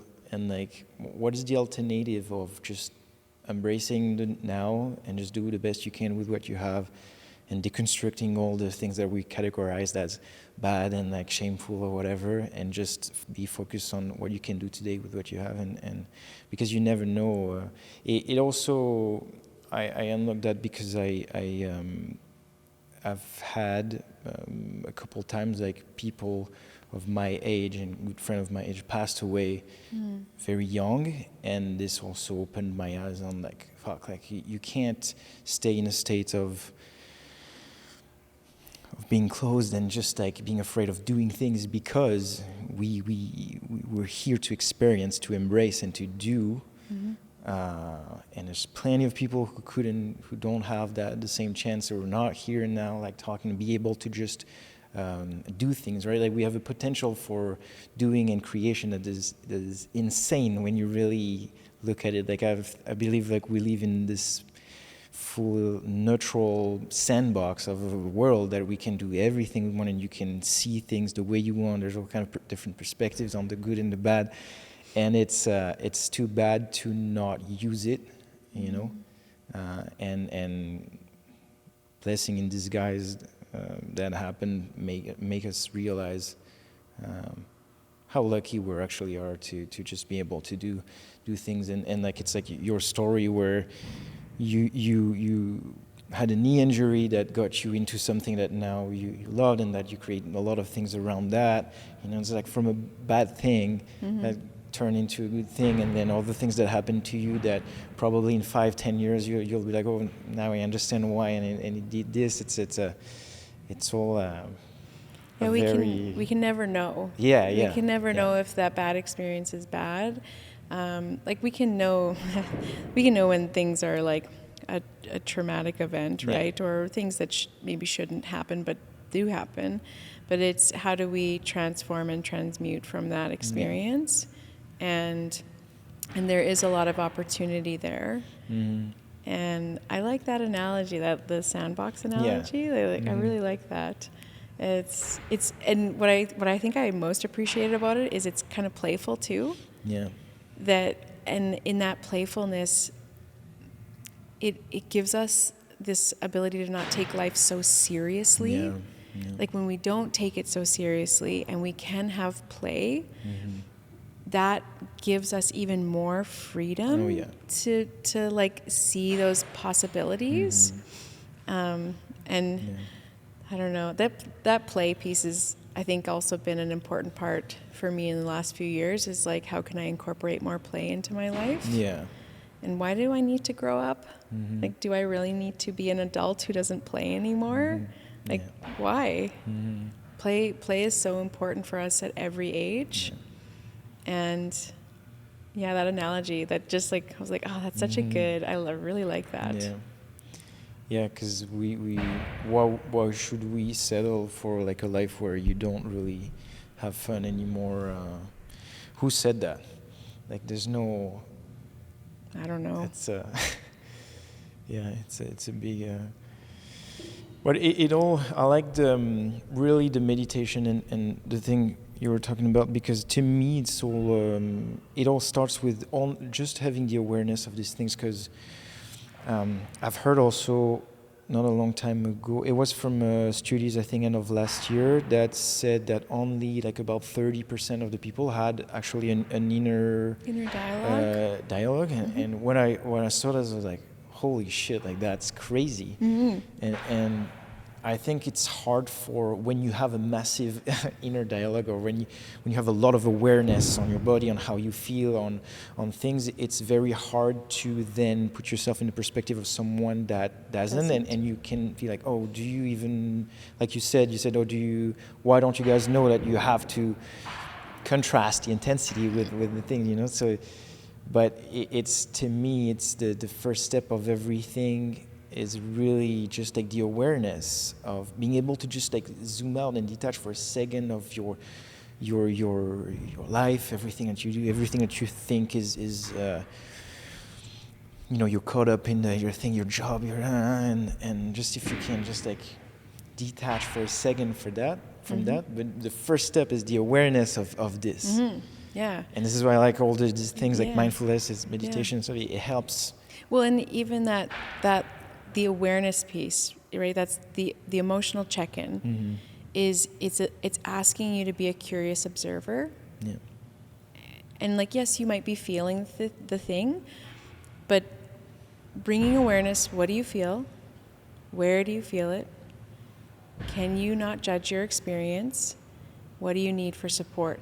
Because unless you have that awareness that there's even something you might need support around, or that something's going on, you can't do anything you can't do anything without the awareness. And that, like, people have said that to me my whole life. Like, awareness is the first step to anything.